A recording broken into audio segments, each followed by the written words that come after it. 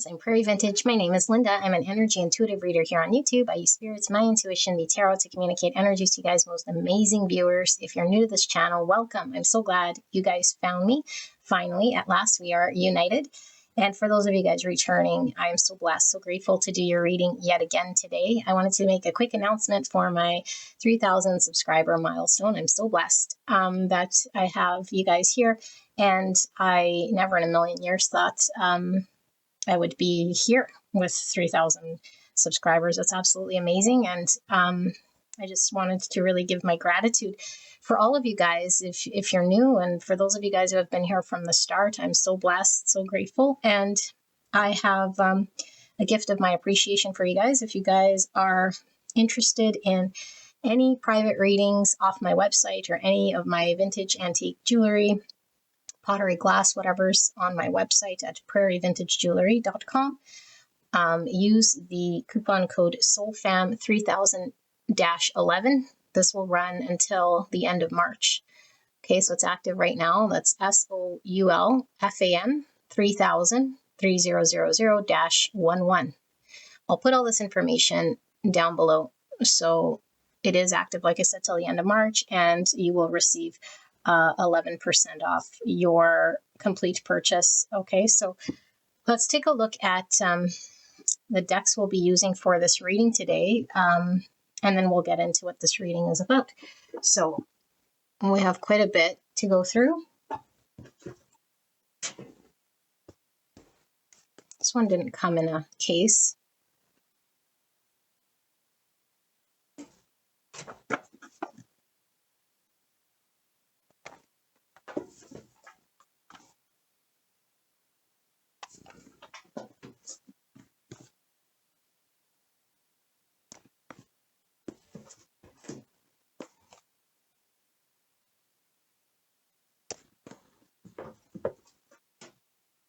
This one didn't come in a case either.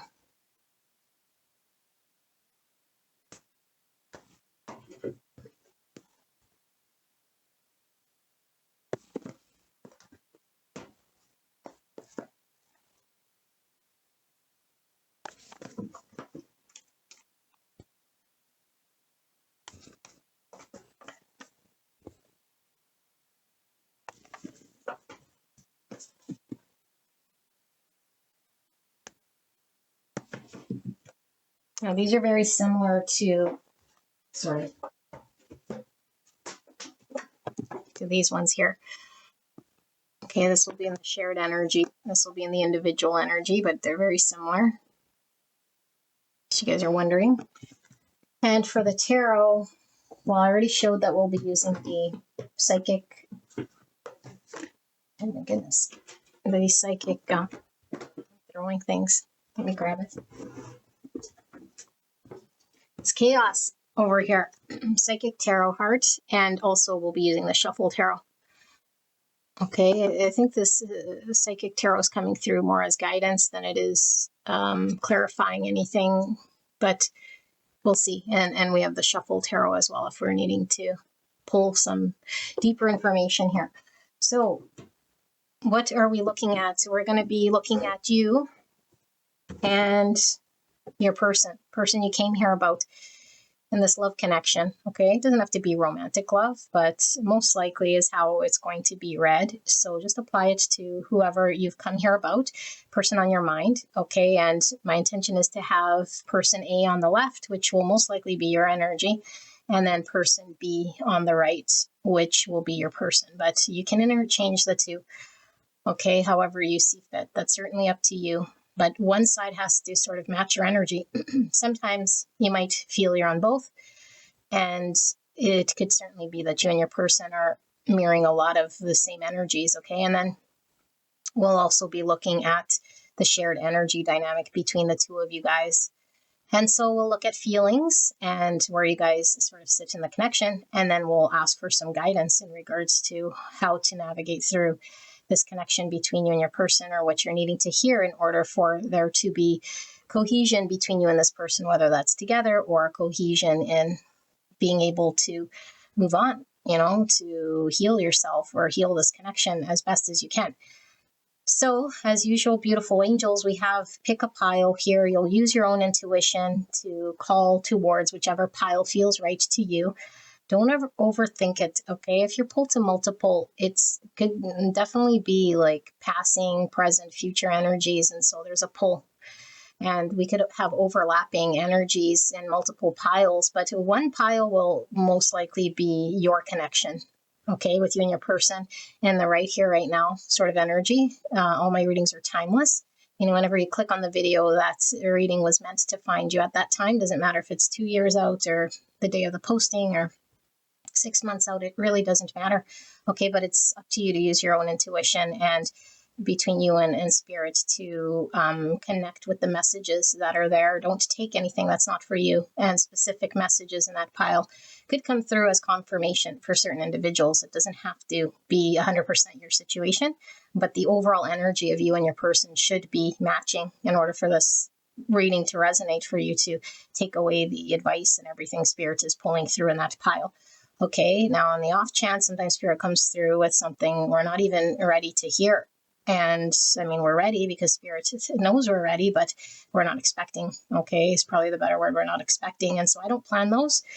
Okay, I haven't looked at these. I just shuffled the 4 piles, your energy, your person, and then the shared energy, and haven't looked. So I don't know what spirit wants to pull through here sometimes, okay, but my intention was to deliver exactly what it is that I put in the description, and this is what my intention is, to provide you with information in regards to that, okay? Now, quick disclaimer. Nobody's opinion of you and how they feel about you can dictate your value at all, okay? If your value is still derived from out there, outside yourself, that means you still have healing to do, and that's absolutely fine, okay? So love is not transactional. Love is not needy. Love is not anything other than just full acceptance of wherever the person we love is at. We accept them, we honor them, we love them from afar or however they be. Love doesn't try to force change. Love doesn't attach. Love doesn't coerce. Love doesn't manipulate. And love doesn't have expectations, okay? Love is just an energy of acceptance. And so there is no conditions, okay, on love, or else it's not really love. So if there's any of that, then, you know, it doesn't mean you don't love your person. It just means that maybe there's a lot of healing that still needs to be done, okay, and vice versa for your person. But this is what this reading is going to provide you with, okay, beautiful angels. So let's take a look at the 4 options. So we have the Golden Healer Heart Stone. For option 1, Golden Healer. I don't know if you guys can see, am I holding it in the right direction? Okay, this camera sometimes is wonky. Option number 2, we have the Rose Quartz Heart Stone.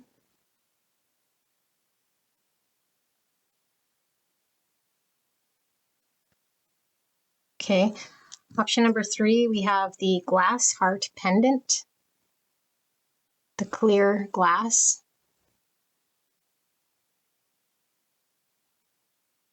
And option number 4, we have the Iridescent Art Glass Ribbed Heart.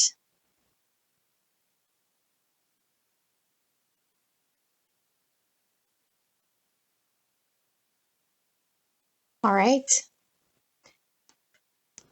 So angels, sit here with this energy. I'll put the timestamp in the description box in the pinned comment below. It'll take you directly to your pick. And again, thank you so much for my 3,000 subscribers. I'm so blessed, and I will see you guys at your pick.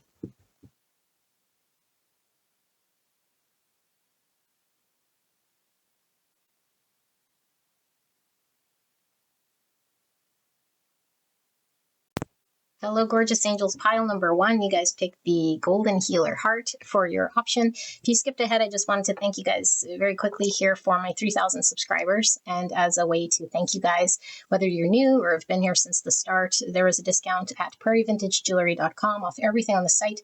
Enter in code SOULFAM 3000-11. That's SOULFAM 3000-11. I'll put all the information below to receive 11% off your purchase. Thank you so much. So we're looking at you versus the person you came here about, and the energy between the two of you guys, and then some guidance. Okay, so let's take a look.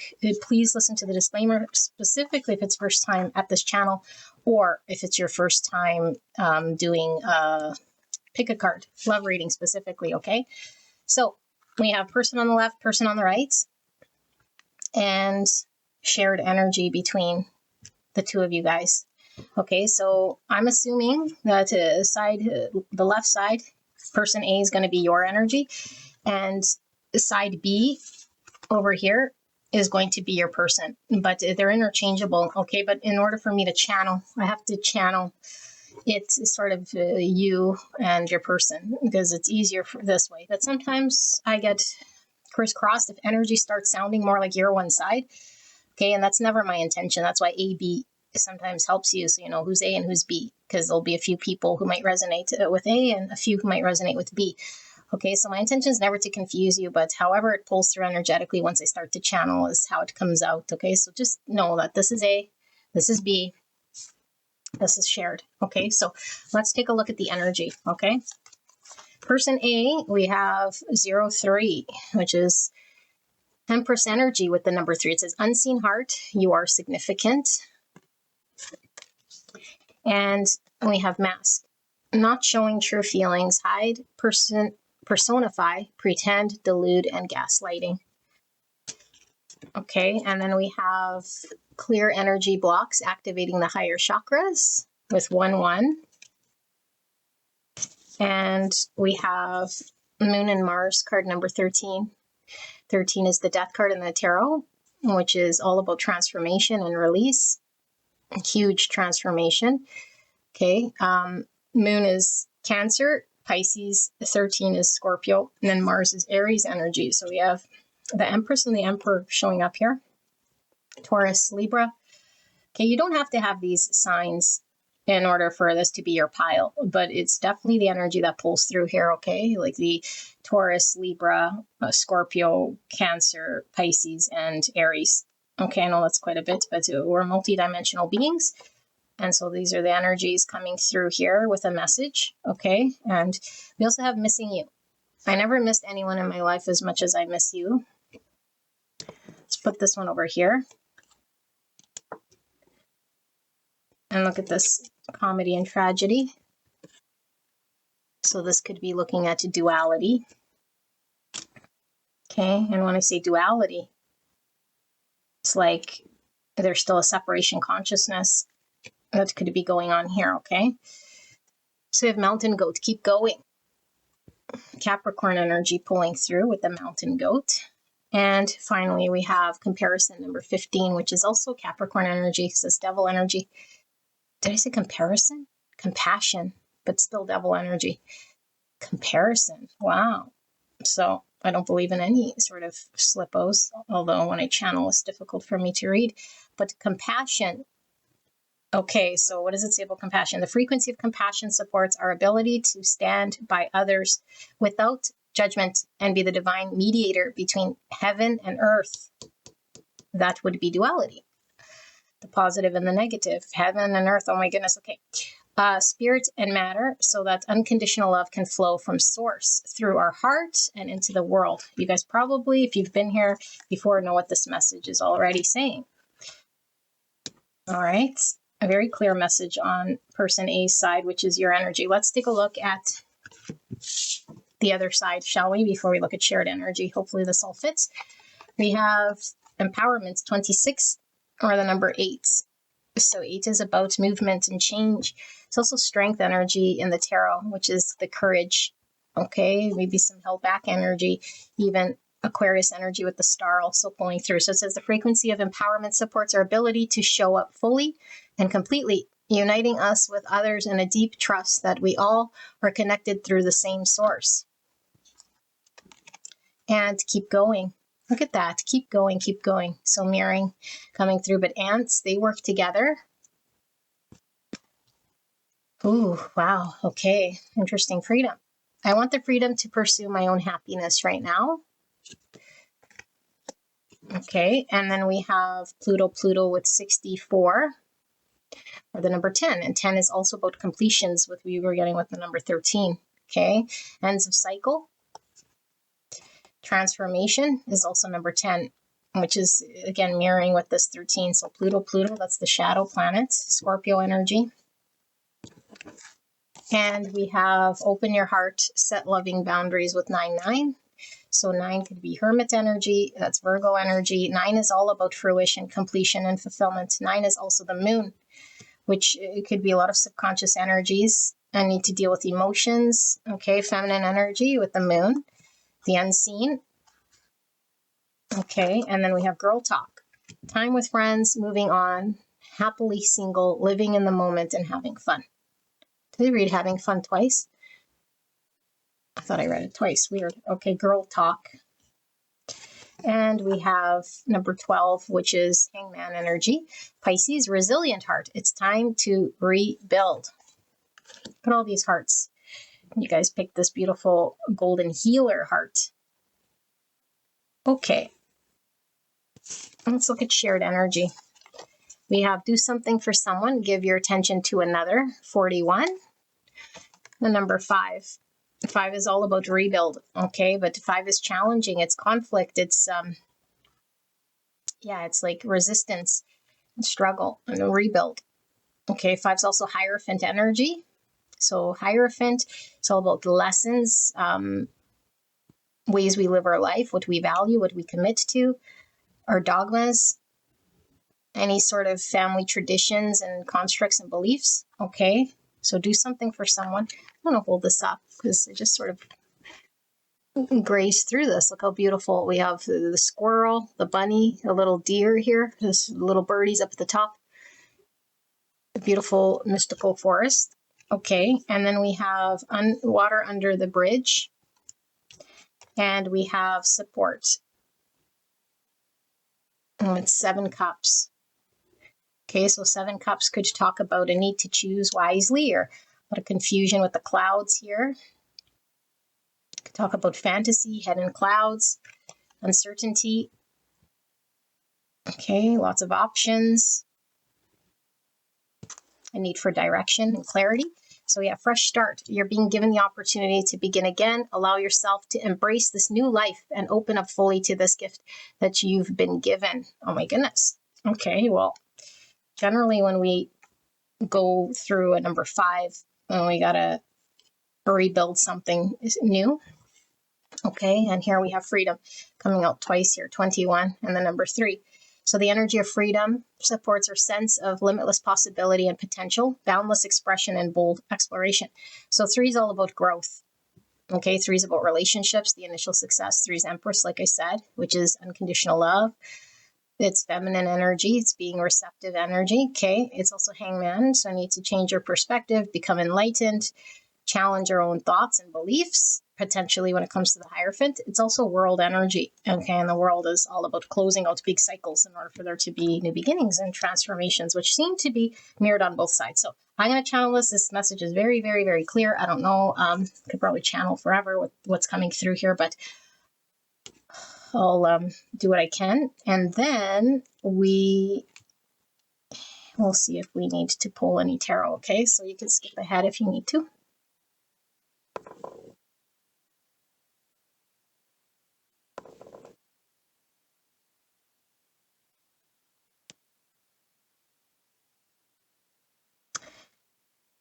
Okay, pile number 1. I'm going to read you as person A here on the left. Okay, I feel it's been a very difficult challenge with this person, and I feel like a big part of this challenge, which I think we're learning, is that we have more power than potentially we thought we had. And so we were giving our power away to a situation or a circumstance in which somebody can't quite be there for you. Okay, and I don't feel this person cannot be there for you because they don't want to. I feel like this person is going through a significant transformation in their world, in their life, in which I feel you've been very supportive of this person. Okay, very supportive. And it's really stretching yourself to believe in something greater than yourself. And so previous to this person, there could have been a lot of self-focus or an understanding you might have had on what love needs to be for you. What you want in a relationship, what you need. And I feel meeting this person or experiencing this connection has flip this upside down into you actually connecting to what does love really mean? What does it really truly mean to love someone, to be there for someone sort of unconditionally? And so I feel like potentially we've poured ourselves in many ways emotionally, or have been there for someone who has not been able to step up.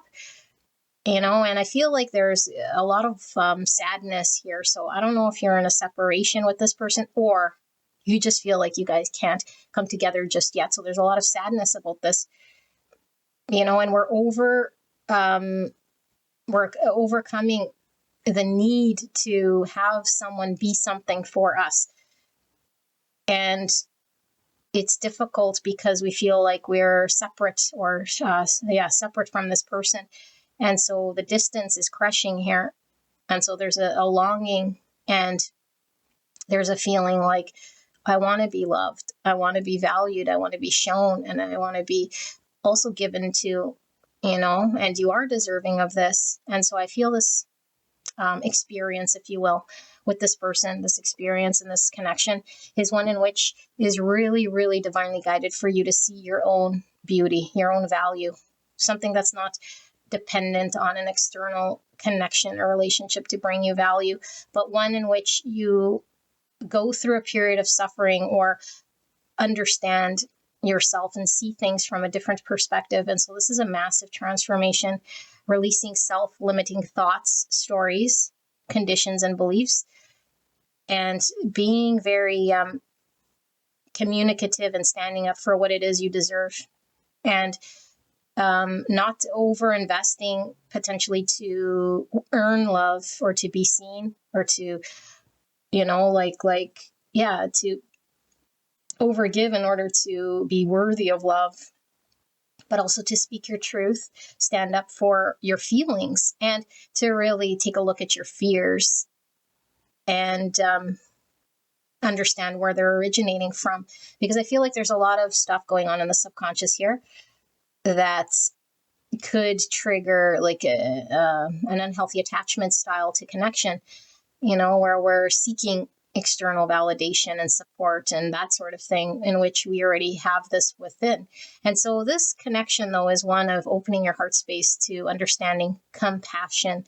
And what is compassion? This is an unconditional love for another, to be able to invest in someone, and someone who potentially is going through something here, especially if we know that we have an unconditional love for this person, then we could be battling this need to still be fulfilled and know our own significance and our own value, despite investing in someone who might be challenged or struggling to step up.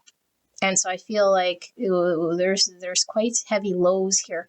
And so Spirit is talking about you being persistent and dedicated to what you know in your heart, but we have to get rid of the fears first, and we have to really dig into the subconscious, and we have to be very honest with our feelings. And we also have to be honest with our moonlight energy, because I feel like there's a lot of fantasy sort of, I don't know necessarily maybe fantasy, but it could be an understanding you're really hanging on to of a vision of an outcome, that keeps you in moonlight instead of accepting things kind of as they are.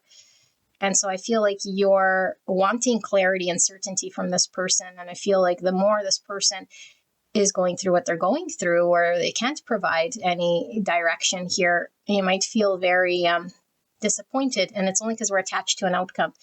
So we feel like this person might be the only one that has the answer to our future, our future direction, or whether we can be happy. And the truth is no.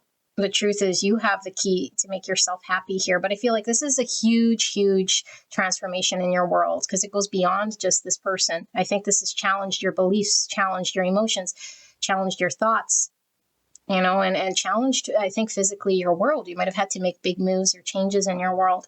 So I feel like there's a longing here, because we're still in a separation consciousness, like that person, and I need to feel and see and be sort of beside this person so I can feel some form of fulfillment. Meanwhile, Spirit wants you to overcome this and understand that you and this person are connected on a soul level here, and that there is nothing that this person is going to be able to present to you that's going to be the solution here to what it is that's going on within you. Okay, they might temporarily fill some sort of void or some comfort, but at the end of the day, there's something deeper than this. Okay, and this is the way we engage with the world, which is this dualistic way. Our highs and lows are dependent on what's going on external, whether people are showing up, what they're doing, saying, whether they're investing or not. And this isn't true. This is an illusion. Okay, this is moonlight. This is where we are still in separation consciousness. And so I feel this is a very spiritual connection because we learn about oneness. We learn about unity consciousness. We learn about heart mind coherence, which is my thoughts aren't driven by my reactions and my triggers. My responses in life are really driven by my heart, which is connected to the divine. But in order to respond in a way that's more conscious and elevated and connected with love and unity consciousness, we have to connect here to the higher chakras. Okay, and the higher chakras are the spiritual chakras, which is the throat chakra, the third eye chakra, and the crown chakra. We have no control over the crown. And the crown is either open or not. And when the crown is open, the pineal gland, we get information, downloads from the divine, dreams, okay, information, and we're open, we're tapped into spirit. Okay, but the third eye is where we can have visions and our clairs kick in, our psychic ability, our intuition, our knowing. And so we need to clear what's going on in the subconscious. And we need to clear out egos in the lower chakras here in order for the energy, like I say, the prana, to flow all the way up so that our intuition is clear. Because on an intuitive level, we know there's something more with this person. On an intuitive level, we understand intuitively that there is, on an intuitive level, we know intuitively, we know that there is something that is to transpire that hasn't. And so there's a massive disappointment here in reconciling. How could something be so profound, so strong, so intense that I feel it intuitively?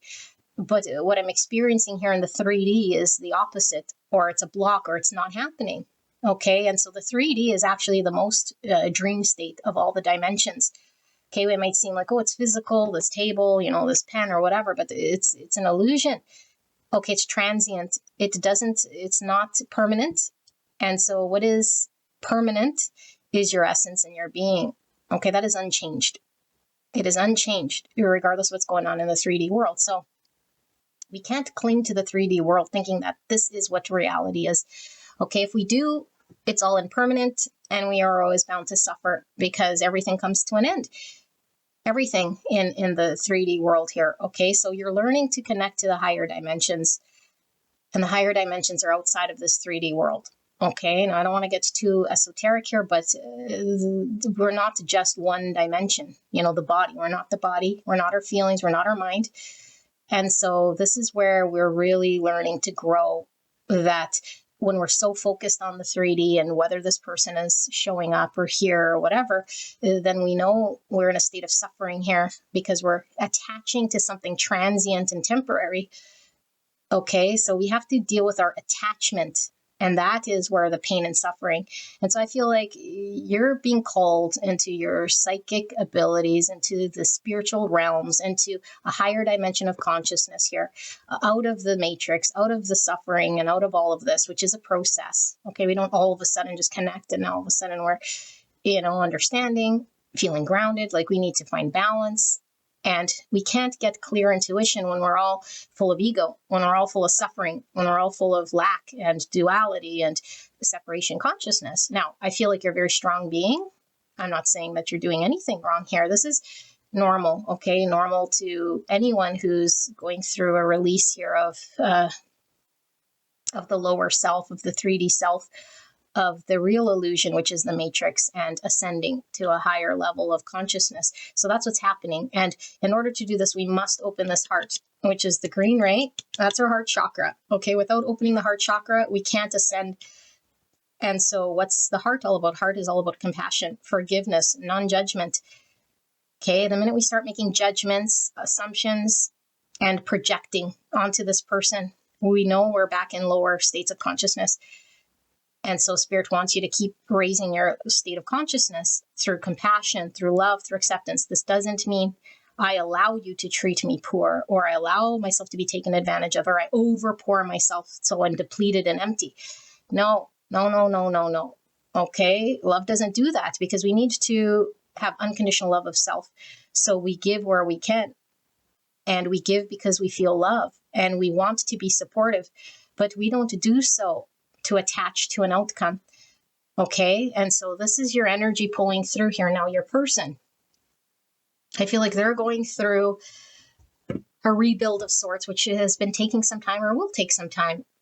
Okay, and this is where they're needing their own independence, and you're needing to be independent as well to learn about this, because if you were with someone filling your 3D needs, there would be no reason for you to challenge compassion, judgment, matrix beliefs, subconscious fears, attachment issues, where maybe you're attaching to someone to fulfill, like I said, some significant part of yourself that is already there, but you haven't connected to just yet, so you need to sort of be walking this journey on your own. Okay, but I feel like this person might have been a catalyst to you getting on this path, which has taken a lot of your persistence here. But this person, I feel, might seem very maybe like they don't care, or maybe like they're selfish, or maybe like there's a need to be independent and on their own. And really, it's this person understanding, what does happiness mean to them, so that they can feel comfortable in their own energy. And I feel like this person is wanting to work together with you. Okay, I feel like they're being called to show up differently than they have. But this is, for whatever reason, not how this person is used to operating. So this could be an avoidant, dismissive person who's been, mostly just independent and has had to take care of themselves for a reason, because it's been difficult for them to open their heart and trust others. Either I've been disappointed in the past, or I just assume things will be disappointing, or for me to be vulnerable and open up my heart leaves me exposed and open to, being taken advantage of. But for whatever reason, this connection is pushing this person to open their heart, and pushing this person to understand the difference between being completely shutting people out, and allowing people to sort of work with them and trust being vulnerable here. Because I feel there's a very strong independent streak, or a need to be sort of, like autonomous and on their own, to the point where it's hyper independence, and it's leaving this person feeling potentially like there's something they don't realize here that they're deserving of, that they haven't been able to connect to, and that's their heart space. And so what we don't know, right? And so if this person hasn't been able to connect here, they might feel like, okay, I'm needing to maintain my hierophant, or this understanding I have of who I need to be and what I need to do. But it's because there isn't a connecting to the heart to know what this person is actually deserving of, to be loved in a way here that allows them to connect differently to their heart space.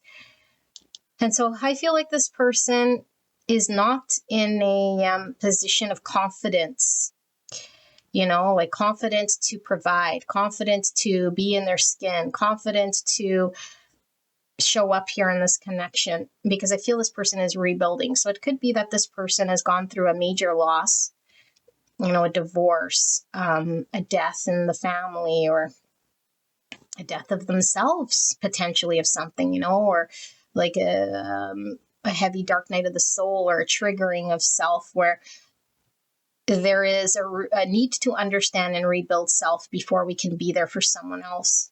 And with whatever this shift is, there's a lot of shadows that come through here, shadows meaning the subconscious from pains of the past and inner child wounds and parts of ourself that maybe we just kept tucking away, but we were needing to look at this.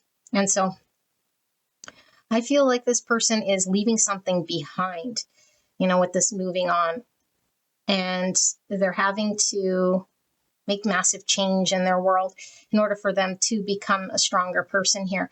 But it's so intense and heavy that to focus on the present moment is how this person sort of copes. And so they might be spending a lot of time maybe with their friends, or just doing what they want in the moment, having fun, seeming as though there's no care in the world here. But I feel like this is because the energy is very intense here for this person to sit with their Pluto energy, which is something that just, I don't know, it makes this person feel like it's too intense, so when I could take in like bite sizes, they can't sit here and like clear out all of this shadow stuff. And so there is a little bit of a avoidance, but I don't feel it's like to avoid you. I feel like the avoidance here is to deal with all of this stuff that might have been buried for a really long time. And so in order to heal something, it's like you pull a little thread and everything comes with it, And so their coping way is just sort of being in the present moment. And so let's take a look at this Pluto to give you guys an idea of how intense this is here. 64. It's the very last card. It says this card only has one aspect, as Pluto has such a long cycle. Primitive state. You're consumed by negative intentions and destructive plans. Adaptive. You have learned the great art of telling truth to power. You also know how to stand resolute in core values. Evolving. You have experienced great suffering and have risen from the pain to show people a path of unlimited strength and character and convictions, which we were getting the strength card from the number 8. So this person is being asked to have a lot of courage to face a lot of their shadows and pain, and they might be making poor decisions, especially with this time with friends, like just doing maybe things that you might find not the best decisions for themselves. So they're needing to have better discernment, better love for themselves. Like if they don't feel strong enough in their own energy to love themselves, make good decisions, invest in themselves, I don't feel this person is capable to invest in you so much. And so if this person has created pain to you, which I feel they have, okay, and I feel like it wasn't because they were trying to inflict the pain. I feel like they've made decisions that hurt you, knowing that it wasn't the best decision and doing it anyway.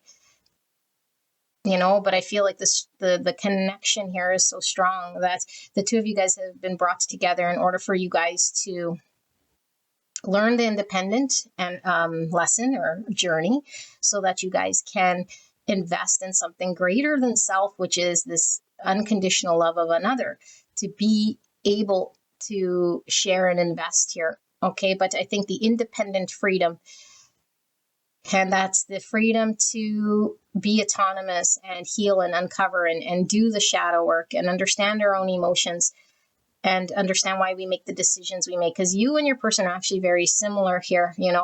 There's a lot of making decisions out of fears and out of subconscious reactionary. This is what's causing the suffering. And so one's making decisions, away from the connection, and one's making decisions towards this connection, but both aren't for the highest good of loving self. And so there's a need to love self, a need to understand healthy boundaries. And I feel like if this person has created painful situations here, I do feel this person carries that heavy guilt even more, like they start to see themselves as somebody maybe unworthy of this love. This is like, all I've done is hurt, pile 1, and I'm not good enough here to work with pile 1. But I feel there's something about their confidence here with the yellow and the strength and the 2 ants, like encouraging them to work together. And it could be your love or your compassion. The more compassion you have here, it's like this person's being driven to show up, that they are capable of collaborating and working with another and being worthy of letting someone in. They don't have to shut themselves. But this is taking a rebuild.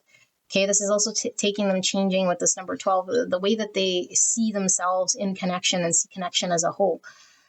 Okay, and so I feel like this person might be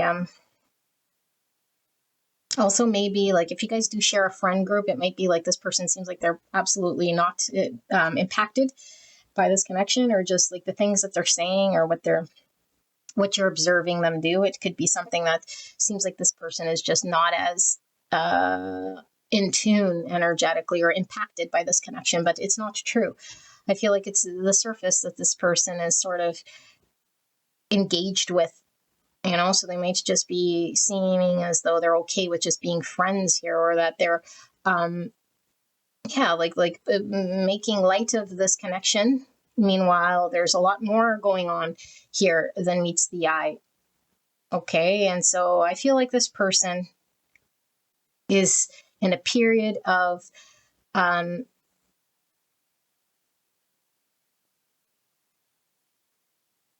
avoidance, and they can't run forever. Okay, and so I feel like this is why this person hasn't been very clear with you. I feel like this person also might be so hyper independent where it's like, I can't commit to you because then I have this lost mindset that then my whole world would be changed or different here. So I feel like this person has been taking a lot of your love and a lot of your support. For some of you guys, it could be this person's, like a partier or a drinker here. But I do feel it's like there's a distracting type energy, like using my friends or using my party mode or something like this, rather than to heal, to do the actual healing that I'm needing to do. And so if you are very attached to this person, you're being encouraged here to have compassion, but not to over invest emotionally here, that this person needs to feed their own cup here.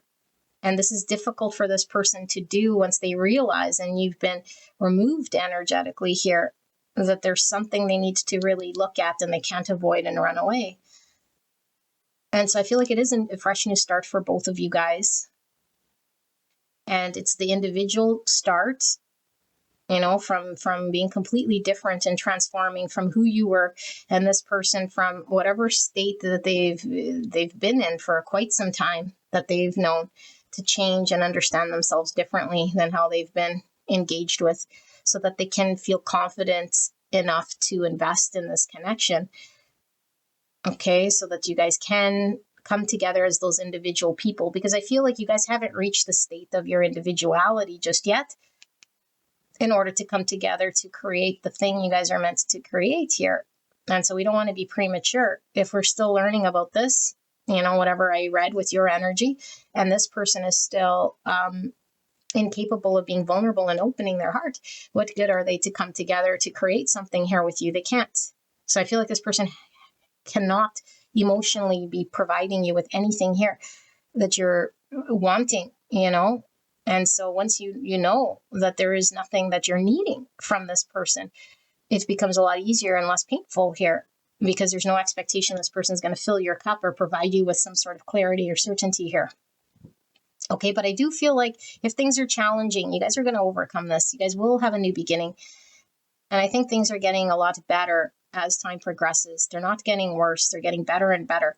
The more we sort of detach from our attachments, the more this person understands that their freedom here is something that is not filling their cup so much, because the way they connect with this freedom is an unhealthy way to distract. And so who's going to fill this cup of theirs? They have to be able to fill this cup of theirs. Okay, but not in a superficial way, in a way here that says, I want to stand up and invest here. But in order for me to invest, I have to feel confident in my ability to provide. And I feel like this person might have, they might just fear really disappointing you, making a decision that will disappoint you, because they know the shadows and the hurts that they carry. And it's like, I don't want to make a dumb decision, or a decision that will lose pile one, because I don't have the willpower enough to overcome this, whatever this is. And like I said, for some of you guys, it's just bad habits, vices, poor decision making. I don't know, but whatever it is, it's resulting in this sort of thing. So let's see what Spirit wants to communicate for pile number one. Spirit, pile number one. What more do we need in regards to information for pile one regarding this connection? So we have change your focus. 5 again. Yeah, so this was coming through when we're attached to an outcome, like I was saying, then we become open to suffering. We're attached to it. You need to change your focus, and changing your focus is into all the things I was talking about. Unconditional love. How can I be there to fill my own cup? And not to be so intensely focused, because the more intensely focused you are on this person, I feel like the more this person is bound to pull away here. Okay. And they're pulling away here because they're being called to rebuild themselves and their own confidence. So we can't be, like, let's say, when we're watching someone breathing down their neck to accomplish something, they have a more difficult time. But if we just give them space and we sort of go do our own thing, then they can go and they can, overcome what they need to. Dedicated effort, number 8. So this keep going and this keep going. It's going to take effort from both of you guys here. Okay, but the commitment has to be the individual with the freedom here. The individual self, we need to be really committed. Change your focus to ourself, to put in the energy. And so the advice to your person would be to put in the time to look at the Pluto energy and why we can't be vulnerable and open our heart and feel empowered in our own energy to rebuild rather than distract and avoid here, And so your need to dedicate your effort is towards knowing that this connection is something that isn't over. This connection is something that can come together, and can come together once you're in an energy that's ready to work with another individual here differently than maybe how we were expecting or have been in the past. That's going to take a lot of effort to change this. Okay. And it looks like this person's painting almost like a rainbow. And so the rainbow to me is hangman energy, which is changing our perspective. So we have to put a lot of effort into changing our own perspective, because we might have held those beliefs for a long time. And so Hierophant's really coming through here, because I feel like your person has a lifestyle that's been their way of living, that they know very strong here. Okay. Now, this doesn't have to mean religion or family so much. It could, but it could be my way of life. I've been single. I've been independent. I've been free. I've been taking care of myself, or there's an understanding that they have some dogma, some belief. And it's like, to change this all, I'd have to change my perspective. And so we need to change our perspectives in order to get different energy results here. Okay. So what else, Spirit? Blossom. Number 20. So Blossom, things are moving energetically into fruition here with this Blossom. I feel like both you guys need to be in a healthier energy here in order for you guys to come together, like a flower would blossom on their own. Okay, but I feel like we don't have to be at our optimal sort of flower state, if you will, in order for there then to be a coming together. It just means we need to change your focus. We could still engage with this person, as the flower blossoms here. But I feel like in order to detach from the suffering, in order for things to blossom, rather than be sort of destructive or like painful, then there's a need to focus on our own growth. And we have rest and reconsider with number 9. So 9 is Hermit energy. So I feel like you're tired, and I feel like your person is very tired as well. There's a lot of intensity here in this connection. Okay. And so when we change our focus, we sort of don't put the intensity on the other person. I feel there's a lot of intensity here, and it's like the sun, where if it's too much, it becomes very blinding in the shadow aspect of the sun. We don't want to be blinding. Okay, we might have been trying to illuminate this person's path, but we've blinded them. Okay, and so there's a need for us to hone our energy, push it back to ourselves, focus and dedicate our efforts towards overcoming our own fears. Okay, and the courage to do this, to make this choice, to know ourselves better with the 9, which is Hermit, and pull our energy back. This doesn't mean blocking. This doesn't mean running, resisting, or fighting this person. This just means pulling the energy back so we can rest, reflect, and ask ourselves, what do I really truly want in a connection here? And what am I able to give? Not what am I expecting, but really like what has been a challenge for me in connection? What's been challenging in this connection, and why? Why has it been challenging? How have I contributed to this? How can I do what I can do in order to make shifts and changes? but we have to put the light, on our own sort of energy to see how we've danced with this person. This doesn't mean it's been completely one-sided, as in you're the reason, that there's been any sort of breakdown, but we have to be 50% of the connection because we're one person. Regardless if we've been over giving or not giving, we're still half of the connection.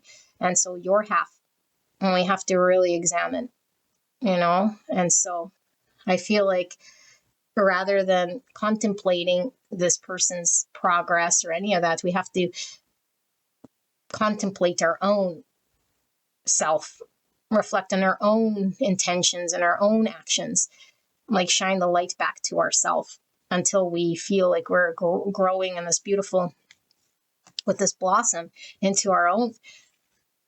Okay, and so I was going to pull some tarot here, and maybe we should, because I did pull it for a reason, but I do feel your reading is complete. Let's see. Spirit, what's the final words here then for pile 1? What are they needing to know? Final words for pile 1. Thank you so much, Spirit.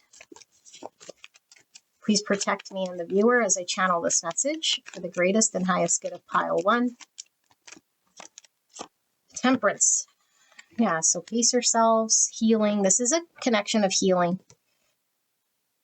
Okay, for both you guys. Look, Temperance normally has just one. This is 2 people, and they're both in the nude. So both have to be vulnerable. Both have to know what it's like to be vulnerable. And what does this mean? This means I don't want to, like continue investing my heart or my emotions in someone who might take advantage of me. Blah, blah, blah. Well, then we're not being vulnerable. We're not with compassion, saying I'm showing love and compassion towards another because I have unconditional love here. And that means being vulnerable. That means really healing certain parts of ourselves. And so both you guys are learning to be vulnerable. Both you guys are learning about, healing, but Temperance is all about patience. And so this is this comedy and tragedy, it's like finding balance between the suffering and the highs and the lows, because there's a lot of highs and lows here. And so we need to find a middle ground with this Temperance and not get pulled so much when someone triggers us or all of a sudden they pull away, because I feel like this person might be like a Knight of Wands, showing up 1 minute, doing what they want 1 minute, and then leaving the next. And so we need to find balance. We can't get pulled by this person's appearance, or whether they've gone quiet or they've pulled into their hermit mode. Okay, but the only way we can do this is to sit with this judgment. What's the judgment? Judgment is about truth. So how do we get to know the truth? We can only know the truth when our intuition is clear, when our triggers are removed, because we've done the shadow work, we've done the hermit work, and we can see clearly. Now we don't get pulled. We've sat with judgment, we see the truth, our intuition's clear, that this person is hurting, that this person isn't, showing up hot and heavy just to string you along in some way here, that this person is working on boundaries, love, being able to empower themselves. There's the Moon. It was wanting to come in reverse, but I feel like, the biggest, because this is like describing the energy between you guys, the biggest challenge here is we can't see clearly, and we might be really, really like putting the energy and the light towards this person to figure it out, like the intensity. It's like we don't need this person to show the way out of this Moon. Okay, we got to work on our own Moon, our own fears, our own subconscious, the things we can't see right now. We got to make clarity ourselves. We're the magician that's depicted here in this Shuffle Tarot. Okay, so we have Sagittarius, Cancer, Pisces, and and what is this? Temperance and Moon. This is balanced emotions. We can't be over emotional. Okay, Judgment. Yes, so we were seeing that in the distance here. And so here's Judgment with the characters from the Moon, which is shown here, and Judgment's here. So this is about recognizing the truth when it comes to emotions. Okay, and emotions, a lot of people say, don't trust your emotions. They could lead you astray. Like it's just your emotion, and you're not your emotions. And the only reason your emotions could lead you astray is if your thoughts are based on fears and subconscious pains. Then you have a thought, and then you emotionally charge it with your feelings, because feelings don't just, arise out of thin air. The feeling is there to reflect your thought. So any thought you have belief you have, idea you have, and carry in your mind, your feelings are going to reinforce that. Okay, so we have to change our thoughts. We have to understand the truth so that our feelings aren't pulled. Okay, and if we're in moonlight, that means we're in fear, we're creating stories, we think the worst. And so when we do this, then we have not a good regulation of our emotions. And so we're being asked to pull away, reflect, become honest with what's really going on, the truth of the feelings, whether we want to hear it or not. It's like we have to see some great truth in our own feelings and cut through the moonlight in order for us to find balance, because this connection is requiring you to find balance in order for you guys to come together. So there needs to be balance. Okay, Knight of Swords. So the Knight of Swords is all about confronting with truth and clarity, no matter how painful. And this is this keep going energy, because the Knight of Swords doesn't run away. So I feel like maybe at times you're wondering, should I give up? Things aren't clear. It's so triggering. My emotions are being pulled. This person isn't choosing me. It's all uncertain. Okay, and Spirit is saying, keep going. But in this journey to keep going doesn't mean you have to direct your energy to this person. The keep going is, again, working on self, going within, getting clear and honest, knowing where we're not regulated, questioning our own fears, looking at our own emotions, regulating this whole thing.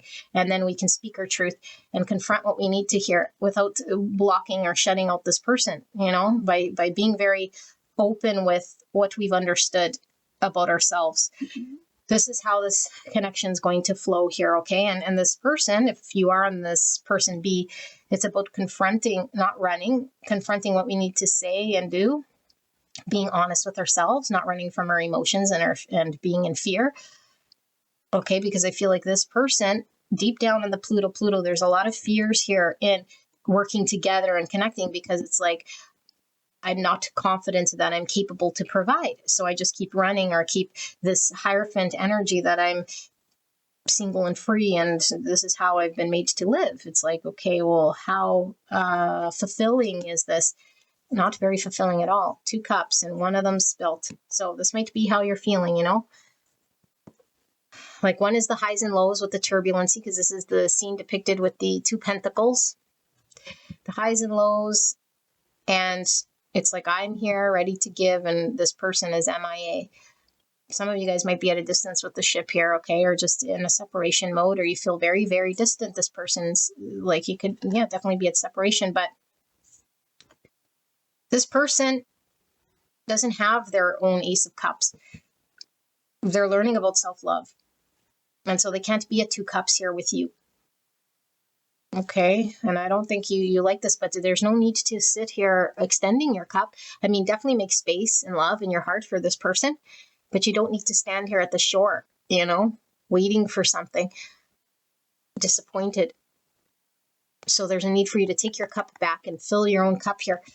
Okay, so pile number 1, this is your reading. I hope this helped you. I'll see you at the next one. Bye-bye. Hello, gorgeous angel. Pile number 2, you guys picked the rose quartz hearts. Absolutely adorable. Let me move the golden healer. I forgot to move that. If you guys were drawn to 1, could be why. But if you guys skipped the intro, I want to thank you guys so much for my 3,000 subscribers. I'm so blessed. And as a thank you to you guys, I'm extending 11% off all purchases at prairievintagejewelry.com. Everything on the site, including all readings. If you enter in SoulFam 3000-11, that's SOULFAM 3000-11. I'll leave all the information below, and you enter that at the checkout to receive 11% off. So if you skipped the intro, you might want to go over there if you're new to tarot, new to love readings, or new to this channel in regards to what exactly is going on here. But we're going to look at person A, which I'm assuming is your energy here, okay? So I'll read it as you, although you can interchange the 2 sides, because person B will be on the right side, which I'm intending on it being your person, okay? But it doesn't necessarily mean that that's your person, okay? You can crisscross them. So you have to resonate with one side being your energy. If neither side sounds like you, then it's not your pile. You can go check out another pile, okay? If both sides kind of sound like you, could be you and your person are mirroring, and that's absolutely fine, okay? So you'll have to determine who is who.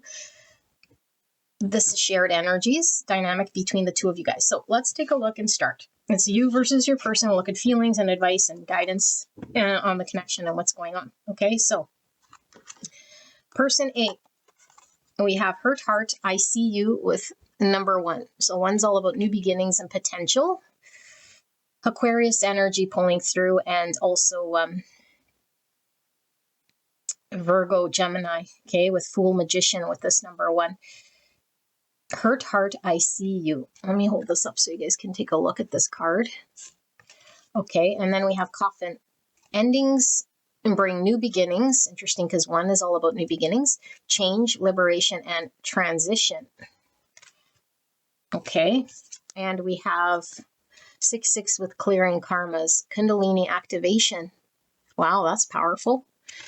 Okay, so 6 is Gemini energy with lovers. Doesn't have to be your signs, okay? This is just the energy and the in this person, which I'm reading as you. Okay, and we're multidimensional beings, so we could carry multiple zodiac energies pulling through, okay? So we have 17. No, is that a 17? Oh my goodness, I'm so sorry. Blind old lady. 47, okay? Which is number 11. 11 is a spiritual number. Build signs, symbols, synchronicities, the encouragement to keep going. Okay, Jupiter in Uranus. So Jupiter is the ruling planet for Sagittarius, Pisces. And Uranus is Aquarius energy, which we were feeling here. That's the great awakener.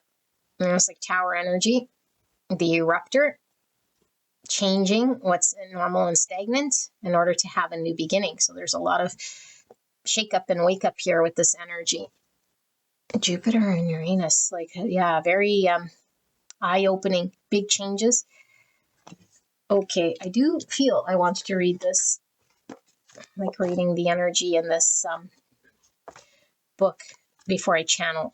So we have conjunct, sextile, trine. In primitive, it says, in your own mind, you are the emperor, the empress of all things. You expect everyone to see your genius. Adaptive, your ability to see and believe in everyone else's capacity for genius is unrivaled. Evolving, you are the ultimate teacher of a positive reality in which all people participate equally and feel emboldened to express themselves creatively. Okay, and then in the inconjunct opposition square, in the primitive, absolutely unwilling to adhere to anyone else's boundaries. You consistently violate others' space and sensitivities with your eccentric and self-centered behaviors. Adaptive, through your optimism and originality, you show people new ways to solve all kinds of social issues. Evolving, you're both lucky and abundant. You bestow everyone you meet with a sense of possibility and permission to be their complete self. Wow, that's powerful. And we have self-pleasure. Oh my goodness. I don't know, I'm covering that up. That's weird. Self-pleasure. Like, don't see down here. Okay, I pleasure myself to your pictures I have already saved on my phone. Interesting. So we don't take words so literal here. Okay, this is all symbolic of some energy that we're going to be channeling right away. Lion. Embrace honesty and generosity. Wow, so Lion is Leo energy. It's all about strength, movement, change, courage. Masculine energy pulling through very strong here.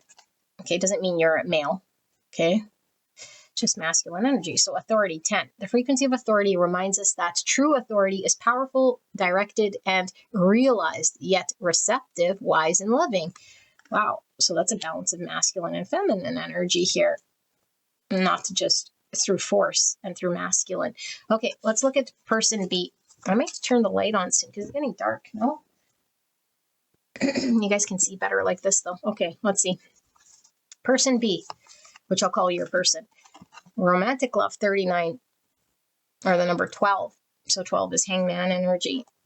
It says, the frequency of romantic love supports our journey to feel whole and complete through the experience with and reflection of a conscious lover.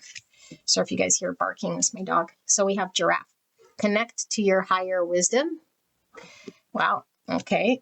And then we have grass is greener. I need time to see if there's better romantic options. Like I said, don't take words so literal here, okay? So just be a grass is greener type of person. Or has been, potentially, and they're rising above this. Let's see. So we have 21 or the number 3, Mercury and Venus. So this is 12, this is 21, which is mirrored numbers, but both are 3. And 3 is all about growth, relationships, the initial success. 3 is Empress energy, which is divine feminine energy, receptive energy. Okay, and like I said, also Hangman's about gaining a different perspective from a higher state. Okay, Mercury, Venus. Let's take a look. What are we getting with number 20? Is that a 1? Yeah, I don't know. I'm getting old eyes. Mercury, Venus, 21. 21. It says, in primitive, gossip rules your thoughts and your communications. You thrive on juicy junk food diet, tales about others' malfeasance and misfortunes. Adaptive. You have a harmonious and graceful way of speaking. The very essence of your ideas motivates people to think in a higher vibration. Evolving. You're known for your incredible voice. Your words come together like a song that uplifts the hearts and stirs the minds of all people. In conjunct opposition square. Primitive. You only talk and think about what you want and what you like. Your tastes trump those of all others, and you'll go on all day about your superior vision. Adaptive. You are an excellent mouthpiece for your own well thought out aesthetic, but you have also learned to hear and integrate the values and designs of others. Evolving. When you speak or write, it is as though you have seamlessly integrated your own wisdom and vision with an ideal complementary views. You are utterly non-defensive and welcoming in ways you think. You are a force for balance and harmony in every circumstance in which you have the opportunity to communicate with others. Okay. And we have honor your agreement, mission in motion with 8-8. So 8 is giving me Leo energy again.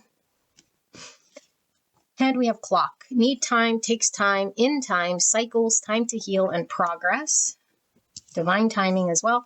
And here we have 34 with divinely connected heart. Meet your karma. Wow, clearing karma, meet your karma. Number 7 here. 7 is about faith, wisdom, reflection, and understanding. 7 is also chariot energy, which is about balance.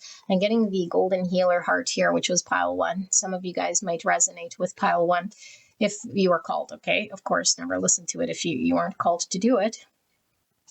Okay, so Cancer energy is pulling through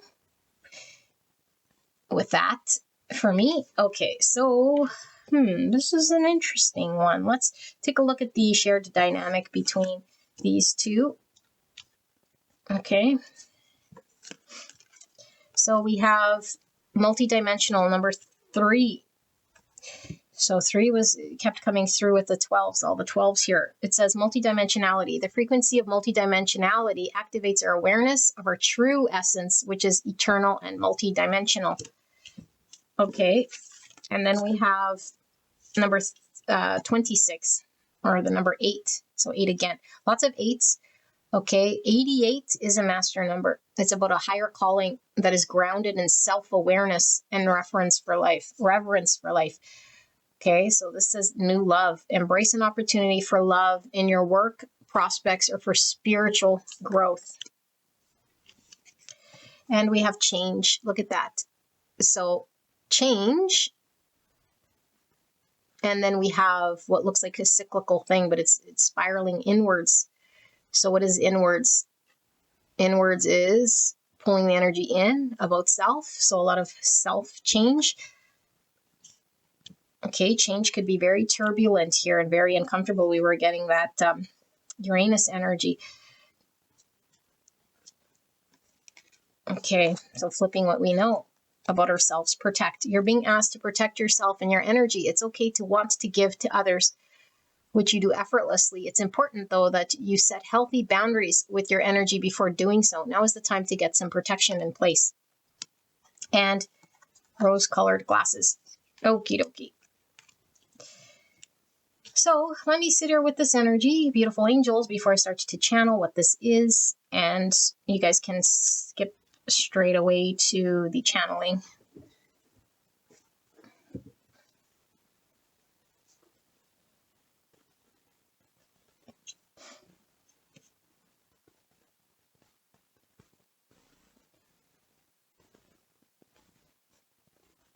I don't know if I read this. Embrace honesty and generosity. I'm not sure that I read it.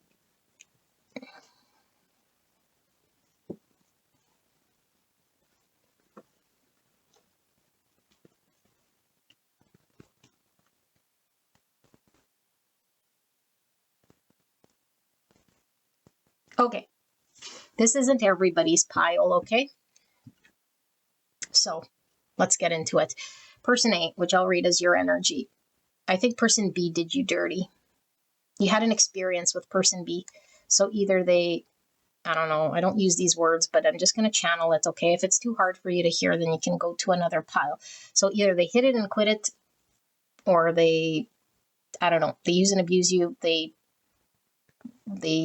did something here. Okay, and for a lot of you guys, I do feel you feel either sexually used or spiritually attacked in some way, or this person didn't do the highest thing, the ethical thing or the moral thing. And it left you feeling very upside down. Okay, so I do feel between these two people, take only messages that resonate, okay?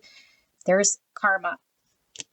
And the karma here is in order for there to be an energy exchange. We don't know what you've done in your past life. You only know what you've done in this lifetime. Okay, and even then we don't fully know when we do something or say something what sort of karmic effects it's going to have. But energy always has a way of working out. So in our past life, we could have been the flip side. We don't know. Only the divine knows what is needing to be balanced out here, okay? And same with your person. And so I'm not saying necessarily this person is only a karmic and therefore that's it. I'm saying whatever you experience with this person is very karmic, okay, in order to elicit massive change in the way you see the world. Not just this person, not just relationship, but the way you see yourself. Because I feel like you haven't been seeing yourself clearly here. And I feel like might have triggered some form of spiritual awakening within you to connect to different understanding rather than what's going on here in the 3D world in order for you to become more empowered and have control over your own world, but more balanced too. Because I feel like there was one way of being and one way only maybe that you were used to doing in your world. I was always like this or whatever. And then this person did something where it's like, how could they have done this? How did I not see this coming? It's like you questioned your whole existence, based on that. And I feel like maybe you thought you had a healthy ego, and there's no such thing as healthy ego. Ego is just ego, and ego is not good. Okay? Because an ego gets in the way. It's an attachment to a story and an identity. I'm all these things. I'm a CEO. I'm a confident, independent woman. I don't need anything. Or I'm very this, I'm very that. Those are all egos. And so the danger of having any ego, whether they're healthy or not, is the falling of that ego. Then it creates suffering because I believed in that identity so much. I created my world. My beliefs were so strong that when somebody held up a mirror or did something that removed that from me, my world came tumbling apart and I didn't know who I was anymore. So we don't know who we are anymore, or the person we thought we were is definitely not the person that it was really us. And so there's some form of an ego death, some form of release of an old way of being, and it wasn't serving you. And it needed to be done this way in order for you to no longer be like this. Okay, now this isn't saying you're bad. It's just saying the way you engaged with who you thought you were was clouding out who you actually are. And so I feel like a lot of you guys, if you are going through this Kundalini activation, it's like a very intense awakening here. Connecting to the divine, your spirituality. It's physical, but it's also very, very spiritual and energetic. And so I feel like there's a lot of changes in your world that either you're undergoing or having to go through, which involves releasing stories, releasing things in your world, maybe in the practical material world that have once been a part of your identity, upkeeping this story or this belief of self that you've had to part with. Okay. And so I feel like, there might have been, what's the word? You might have been more shut off than you think, like very much attached to your own self to the point where we weren't balanced enough to let anyone in, to be vulnerable, to know what it's like to unconditionally love and work with another and what connection actually means here. There might have been some one set rule or an understanding of what it means to connect or bond with people that was very fixed based on our story and our identity of whatever it looked like. And so this has been turned completely upside down in a big, big way. Because I feel like there's a need for us to experience vulnerability, but to see ourselves maybe for the first time who we truly are. We're someone that is vulnerable. We're somebody that could be receptive. We're someone that could be hurt. We're someone that can hurt another. We're someone that could find love in a bunch of different ways. Not necessarily connection, but love of self, love of things that we could find pleasurable. But it's like, what is it that I do pleasure? What is it that makes me actually happy? Not what it is that I told myself or what I was upkeeping or thought had to be my way of life or what it was that I was doing, but beyond all this, so I can get empowered and I can start to manipulate my world in a way here that reflects back to me what it is that's truly me. What do I have control over and what don't I? Because there might have been a false sense of control, like we were the doer and we were the captain of our ship, and whatever unfolds is because I allow it to, and it's like, no, the spirit has the wheel, and any situation, circumstance can sort of happen here. And so we have to be receptive to the divine, work with the dance, be present, and challenge all of our thoughts, and challenge specifically when we're attached to stories and stuff. So I feel like we've had to face truths about ourselves and about the situation. But we've had to be gracious and we've had to accept certain truths without beating ourselves up or without maybe making a lot of judgments. We might have had judgments in the past, people like this or like that, or people who do this or that, like opinions about people and opinions and judgments about what it means to be in this form or do these actions or these deeds. It's like lots of opinions, and these opinions are judgments. And so this creates suffering because it's an attachment to a story, to a belief. And so we're learning about being in the present moment and accepting what has happened is a part of something that's taken place, but it's not who we are. And it doesn't dictate who we're becoming. And it has no power over us. And so I feel like we're learning how to get our power back. With the divine, of course, because like I said, control is an illusion, but it's like, how do I become empowered to make change in my world without feeling vulnerable or like I'm going to get used or abused or that someone can take advantage of me? So knowing where I have control, where I can be open and receptive and loving without being too vulnerable or too controlling or make these assumptions or these judgments. And so you're transitioning and you're growing as an individual here, spiritually and in your world. But you have to release a lot of concepts and a lot of judgments and stories and beliefs about yourself, and I feel like there might have been this idealization about, I don't know, what you could do or who you could be or what this could be. It's like one track mind or one thought process. And it's like now we're hit with a great reality that the truth, the truth can exist despite us having strong beliefs and opinions. And that's truth. We could be so far from it if we're totally deluded, or we could be completely aligned with it if we're open and receptive to what that truth is, and that other people have their own truths that are from their perception that might also be deluded or completely not based in reality. And so all of this we're navigating through, perceptions, other people's truths, and then what is the reality that I need to be working with the divine that isn't based on my own attached stories or whatever. Okay, so now let's kick it back to this person. So this person is going to get karma. Okay, now, like I said at the beginning, whether it's something that in the past life, maybe this was flipping the karma and flipping the script, it could be. But I feel no, I feel like there is more here that this person is going to be sort of learning as a result of what has happened here. And so I do feel like for a lot of you guys, this person sort of almost made it feel like this connection was insignificant in some way here by how they made a decision to either cheat or just abandon or do what it was that they did that seemed almost careless or like there was no thought into it. And so when we are really spiritually immature, okay, we don't really to put a lot of weight into spiritual consequences and decisions here. And so this person is being called to a higher state of wisdom to really understand that their actions, their words have a lot of impact. It's not just words. It's not just actions. It's karma. And karma is something here that we don't want to be on the bad side of it. And so I feel like this thing, whatever's happened between you and guys, like I feel like this person either used you or, like I said, abandoned you when you weren't expecting it or didn't choose the right thing. I feel like all part of this person's journey is to go through an experience here for them to do what they come to this world to do so that they can grow as a soul.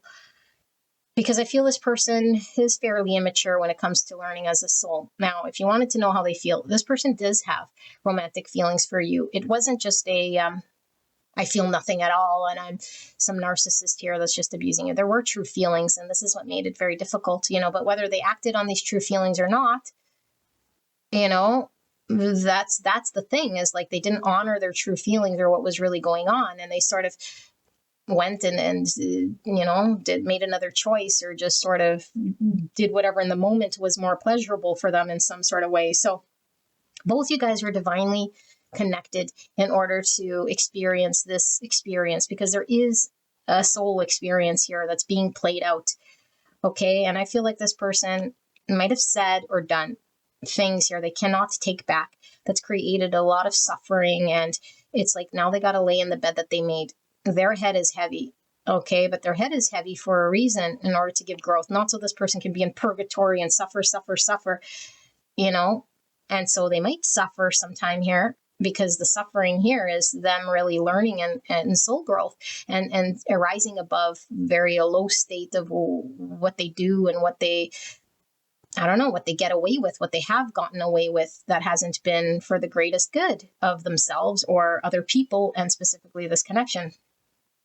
So I feel like this person is finding balance, and they're trying to, I don't know if they're trying, but I feel like spirit here is like putting this experience in front of them so this person can learn about their shadow self and integrate this and transmute this part of themselves that has been very, I feel, is almost immature, selfish, and almost like feeling like non-consequential, that their decisions are just actions, but no, there's something deeper than this. But when we don't connect to that, and we're just not in tune with it, we're not seeing from greater perspective. And so this is really calling this person to the higher version of themselves, and they're act out of their lower self. It's like very impulse sort of decisions here based on their lower egoic decisions, and a lot of vanity potentially, and it's like doing and saying whatever makes me appear okay in that moment. And so it's like I'm seeing the card from the archetype prostitute. Okay, now this doesn't mean that this person is a prostitute, because this is a metaphor. It's like we're selling our higher self, our values and our morals, in order to get the immediate sort of gratification, or the thing that we think we need in that moment that makes us maybe feel better, or solidify something in the moment at the expense of something greater. So we sell ourselves, our soul, something deep, something very deep. And so I feel like, because this person did connect here with this romantic love to you, was that this is being reflected to them as something that they're having to see now and sit with and marinate over. And so it's only a matter of time. And I just heard TikTok before divine timing allows this person to finally see this from a different perspective. One where maybe they're on the flip side, or one where they can see how they behaved here. And it's like, oh, yeah, I could totally understand, this part of myself, or what I did here, and have to live with this, And so they do need time to heal. They do need time to understand this whole thing. And it's not a matter of, if you are on this side, okay, which I doubt this is you, but let's say you are on this side. It's like, it's not a matter of beating ourselves up for the decisions we made, because when someone's in shadow and when someone's acting subconsciously like this, it's not a conscious choice. It's a choice we make out of subconscious. It's just programming running itself out, actions running itself out. And once we know this, like if you're on this side, once we know this, person A knows this about person B, we can't hold grudges. We can't be angry when someone is in sleepy state. Okay, this is back to the Jesus parable. Forgive them, Father, for they know not what they do. This person, you could say, well, they were fully conscious and fully aware when they made that decision. No, when they're in pain, I say pain, okay, because they have subconscious here, triggers, traumas, things of the past that made them superficial or made them need to fill themselves in some sort of hedonistic way, potentially, or feel like they can't connect or bond. That's a trauma. That's a shadow. They're acting out of subconscious. And when we're acting out of subconscious, we're not conscious. The subconscious is making those decisions. The subconscious is the one that's reacting. We're not consciously making decisions here based on the highest good. But when we're conscious, then we can look at situations and make more conscious decisions. Okay, so what's happened here? I feel like maybe you were, like with this rose-colored glasses, this shared dynamic. Because I feel like you might have been really in an energy to give this person the benefit of the doubt or seeing like the best in this person, and they totally let you down. But I also feel like this person does idolize you because I think you took the higher ground, or at least whatever they did to you here is like you could have, I don't know, keyed their car, burnt their house down. I'm not suggesting you do that at all, but it's like you took the higher ground here, despite what they did here, because I think they did you dirty. But it's all about what has happened and now taking it back to ourselves, because both of you guys now need to go inwards and be like, man, like this person needs to be like, man, because I feel like this isn't the first time this person has done this, like maybe this act or this deed or disappoint someone in this way, but they've done disappointing things before, or things where they never really thought it out, or, like hurt people in this way or in a different way, but this pattern, I feel like there's pattern, but I feel like the pattern between you and this person could have been very cyclical. Like they kept doing it in some way, it's like, oh, I wanted to believe this person got better. I wanted to believe what they were telling me. And I just kept learning the same lesson over and over. They just kept disappointing me. They kept showing me that they weren't better or changed. And so it's like, how many times am I going to learn, like whatever. And so you might have beat yourself up. Like I keep giving this person the benefit of the doubt, keep seeing the best in them, and they keep shitting the bed, wanting them to change, wanting it to be better. And Spirit is saying the only change we can really make is the one within self, where we recognize where we're in cyclical behaviors. And this doesn't mean now we, look at the worst in people, but we have to understand ourselves better so that we know that we don't have to get stuck in other people's circuses and spirals, because we have better control over our own decisions and our own emotions and our own understanding, so that we don't look through rose-colored glasses. We could be more discerning. Okay, but I feel like with this new love, it says embrace opportunity for love in your work, prospects for spiritual growth. I feel like this time, sorry, my throat is getting scratchy. This time is all about spiritual growth. Both of you guys. It isn't about necessarily romance and physical and intimacy in that way. It's all about the new love here is falling in love with self and the spiritual side of self. Like when we connect to the spiritual side, it's a whole new world that we discover. And I feel like this is the new love. It's like, wow, I never knew this side about me, or the side that I could explore, that is bigger than what this person did.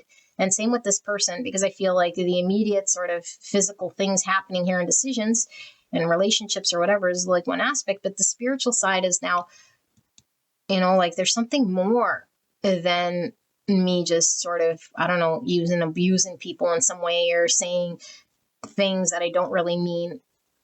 And so once we connect to our higher self, we feel that divinity, that power. It has a lot of weight. It becomes where we're not acting out of base impulses. This multidimensionality is like our being that now comes in many different dimensions. We're not just the body. We're not the body at all, but when we think we're the body, we're very stuck with stories and actions and what they said and what they did, our thoughts and our feelings. Okay, but beyond that, there is the aura body, and that energy, is where the dreams are. And there's a lot going on spiritually in that realm, and the great causal body, which is with the spirit and with the divine and connecting with that nature. But there's so many different dimensions in that, which we see. The one that we see is the smallest one. It's also very, very much a dream state. Okay, when we get into higher states of consciousness, we barely remember what we did in the morning, because the real dimensions are the spiritual dimensions, and this earthly plane is just, just a transient, passing, impermanent thing. And so once we know this, it's like, wow, I'm free. I'm connected to the divine. I'm free. I'm no longer attached to the story and the hurt and the pain, because I'm now seeing that there's something greater than what has happened here. And so this lesson is one about protecting yourself with discernment and knowing when we are, like there's one thing to trust and another to be gullible or to be led by something else. It wasn't, to blame this person and I was led because they convinced me. It's like, no, there's something going on within you that wanted to believe this person. And we can say, yeah, I have a great heart, so I want to believe the truth. It's like, well, no, there's something more than that, because there is repeat things here. There was a need to look at self. There was a part of self-sabotage in some way, or a need for self-love, or to see yourself of more value. Like just to the eyes in which you saw yourself prior to this is different than I think how you're seeing yourself now. That's the reason it was continuing. The eyes, and now we're seeing ourselves different, and now we can discern people like this different. Is a different type of protective energy here. And you were really needing to learn about this, about yourself and about other people and about situations. And same with this person, their eyes needed to be changed, the eyes of how they say things and what they do, because there was almost like throwing out anything to see what sticks to the wall. Like it didn't really have any weight, or it wasn't sacred, or had any, I don't know, it seems very devalued, and it doesn't feel good. It does not feel good. But I don't think this person was doing that, like I say, because they knew better, and they didn't. That's all they know. They just know to be matrixy. And I don't know. It's like no care. Like, when someone does something that is hurtful and they don't even care, and I know that's hard to hear, but it's not because they don't care about you, because there is love here. Okay, but what kind of love is this? This is a twisted kind of love. The love here is like, okay, I actually did have feelings for you, but I am so disconnected from my spirituality. I'm so disconnected from this thing that I just do or say whatever in the moment. It's like, okay, that's selling your soul, So let's see, Spirit, what do we need to know for pile number 2 in regards to this connection? Wow. We see seek number 9. Number 9 is Hermit energy. So seek inwards. Look how they're sitting, meditating, and look at the green. Green is all about unconditional love, heart space. So what are we seeking? We're seeking compassion. We're seeking from the heart space, but from within. This is getting still. This is us knowing that anything that we do seek, closure, apology, validation, all of that comes from within. It's never going to come from out there external. Okay. So whatever you seek is already within. And I think you're learning this, and you continue to learn this. Always go inwards. There's nothing out there that's going to bring you an answer, and even if you do get answers from external, it doesn't mean it's going to eradicate anything. You have to reconcile inwardly for the seek to be off, the search to be off. Like there's no need to search for closure, search for answers, search for validation, search to see yourself. Because I feel like a message coming through is you're having a difficult time seeing yourself, like your actual true self. This mirror was being held so you could finally see yourself and the divinity that you are, and see unconditional love and the beauty nature that you have. Because I feel like it would have been a pursuit of out there constantly seeking to reflect back to me myself. It's like, no, reconcile, sit with it, see yourself without anyone out there. Make peace with that part of self. And now nobody out there is going to be able to, like pull that from you, or like you'll have to be in constant search of this control. So look at this, authority and control. Okay, and 8 is lion energy, which is strength. So strength, when I see strength in the tarot, it's a need to know when we can move forward, and a need to know when we need to be held back. It's all about a discerning energy, and it is about being balanced, not letting our animal instincts sort of guide us and pull us in any which way. Yes, we have animal instincts, but we also need to have an understanding of ourselves so that we can have a regulation of knowing when to move forward, when to act on our emotions, not to be pulled out of our ego instincts. Our animal instincts or egoic desires in any way here. It's to be a level of control. Okay. But also I feel like with this control and this authority, I feel like we're learning that there is no I doing anything, that the universe is the one that's really in control here. And all we need to do is know ourselves in order to make different decisions when they appear. We don't have to seek and chase and go out there and make our future and make anything. We just have to know that the power lies in the decisions we make. The power lies in us not being traumatized and making irradical decisions or being like led by all sorts of things, feelings, egos, stories. No. The best control is I know myself. I've taken the time to make peace with myself, see myself, acknowledge parts of myself, not to judge myself. So now when there's situations that seem like they're not aligned, I see it. I make different decisions. I don't keep repeating it, Simply love. So number 6, I'm getting 6 cups. So I feel like with 6 cups, definitely any experience we've had in the past has stored away in our memory banks and has made us sort of feel however we felt in order for us to make decisions and react in certain ways. We need to connect back to our inner self. We need to connect back to this inner child and past experiences where we might still be not forgiving or make judgments. We have to show compassion and love to those areas of self that are held hostage, and so there's a need to forgive.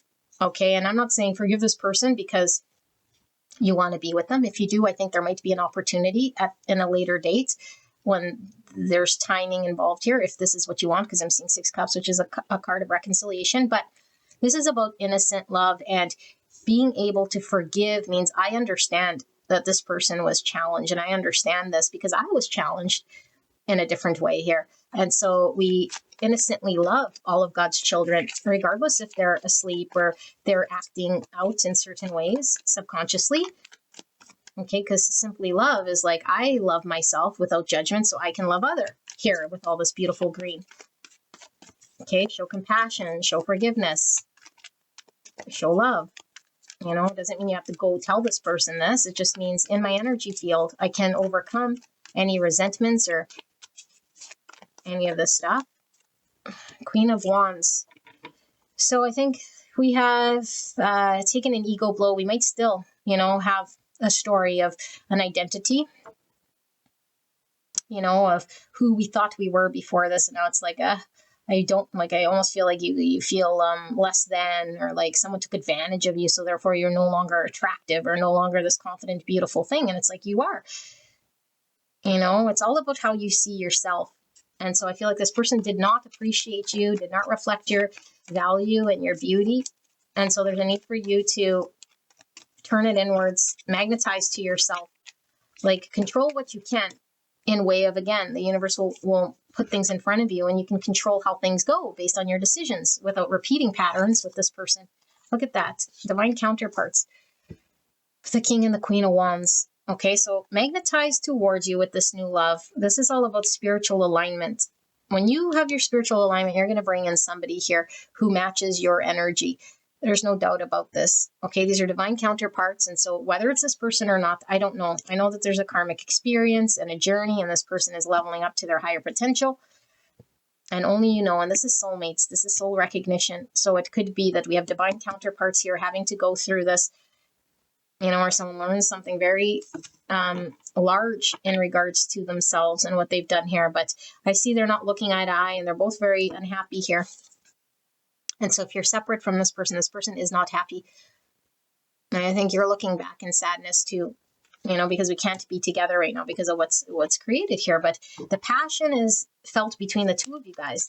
There's desire, there's passion. But again, there's a lot of this animal instinct, So it's like we need to find balance. We can't be driven by our animal natures here to make decisions. We have to be led by our heart. Our heart is always balanced, So we have 8 swords. This is the scene from the Shuffle Tarot. So this is eight wands scene and the 4 swords. So what's 8 swords? 8 swords is where I have thoughts, limiting ones, about myself, about situations, about other people, that restricts situations. There is no limitation on what can happen. Do not restrict yourself based on what you tell yourself could happen, should have happened. That's all limiting thoughts. Okay, so I do feel, though, there might be some words left unsaid. You feel really hurtful. So Spirit is saying, like, communicate your truth, but maybe how we're communicating might be something we don't realize is hurtful. And you might say, well, they hurt me first and they deserve to hear some truth. It's like, no, more communication here that we have between the two of you guys will set something free, will allow things to flow. Okay, but I feel like maybe we need more healing. We need more reflecting. We need more understanding. This is the 4 swords, which is all about reflecting, healing, but it's the scene of the 4 wands. What's 4 wands? 4 wands is 1111, which is my twin flames, which is about coming together, union, marriage. Here we have the soulmates. This is reconciliation. This is a rite of passage. Okay, so if we want to come together, we need to reflect on how are our words impacting situations.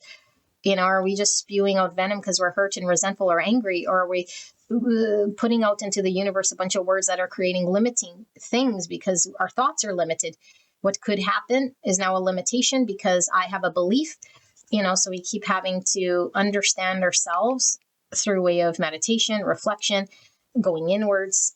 And this is the only way situations will change and move forward, because I feel like this is a fast moving forward.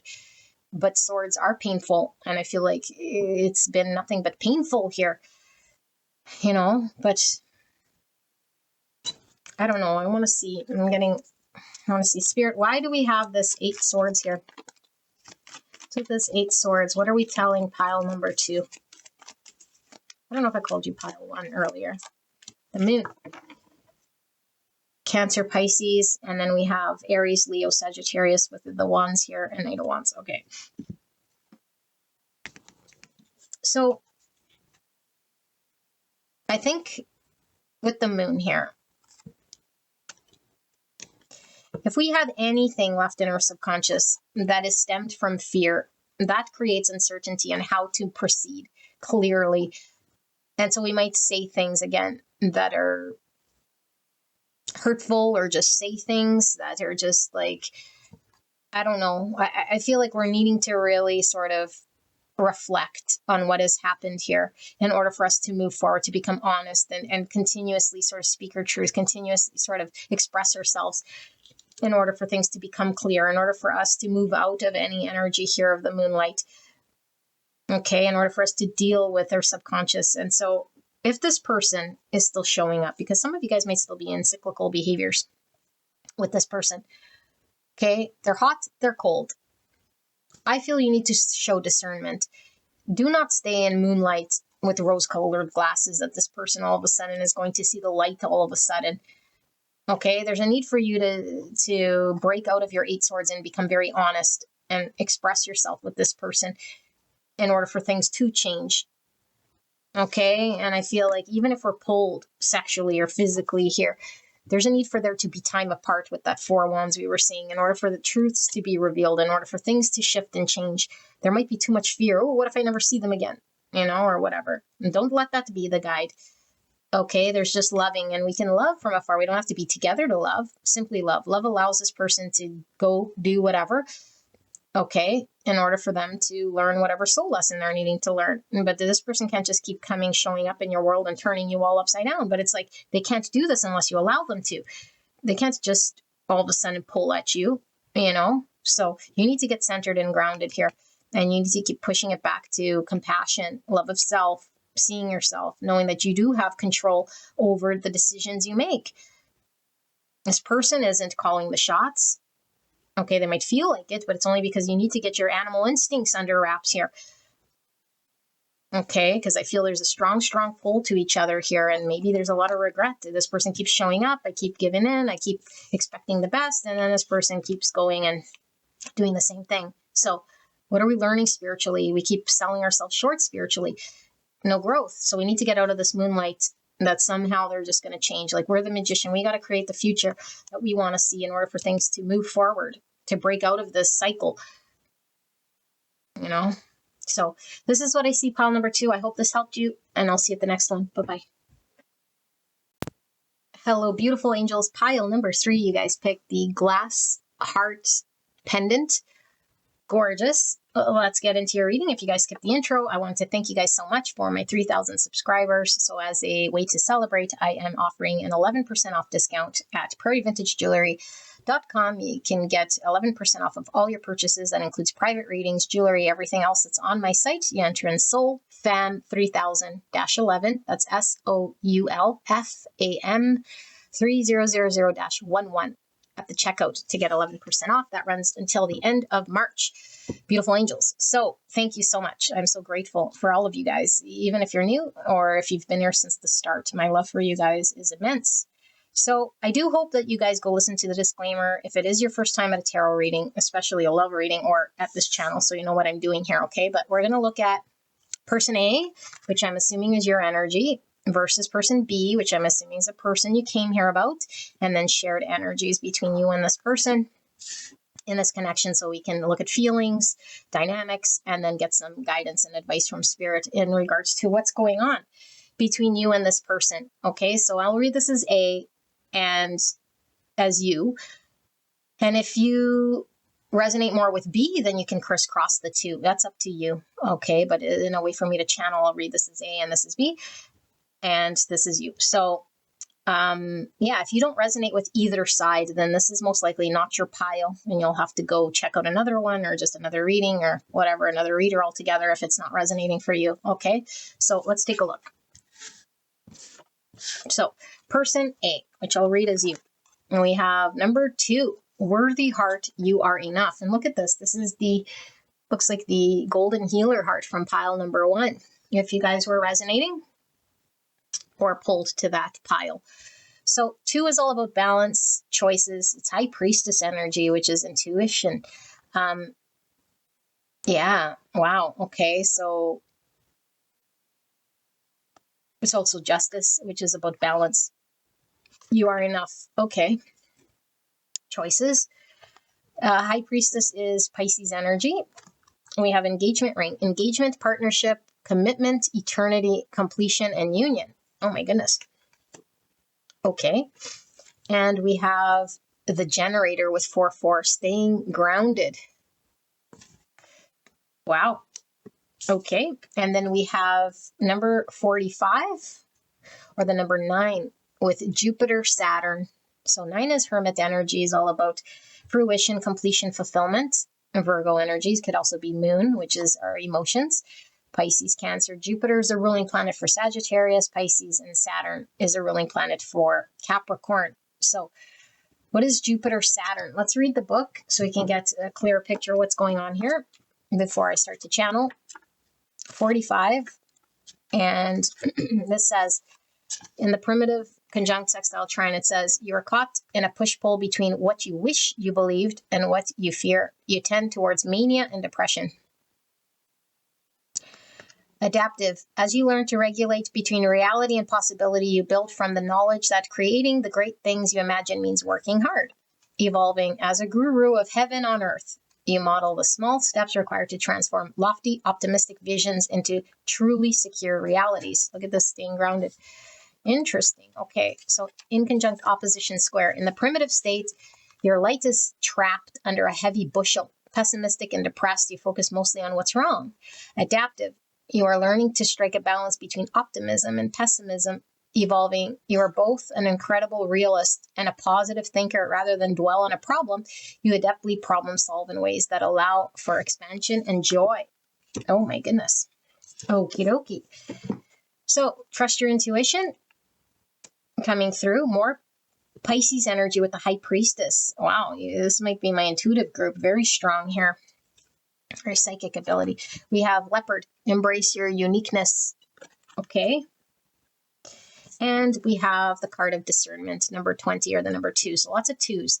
Because that 2 is about balance, duality, choices, high priestess, justice, also judgment. Judgment's all about having an awareness when we make decisions based on things we know.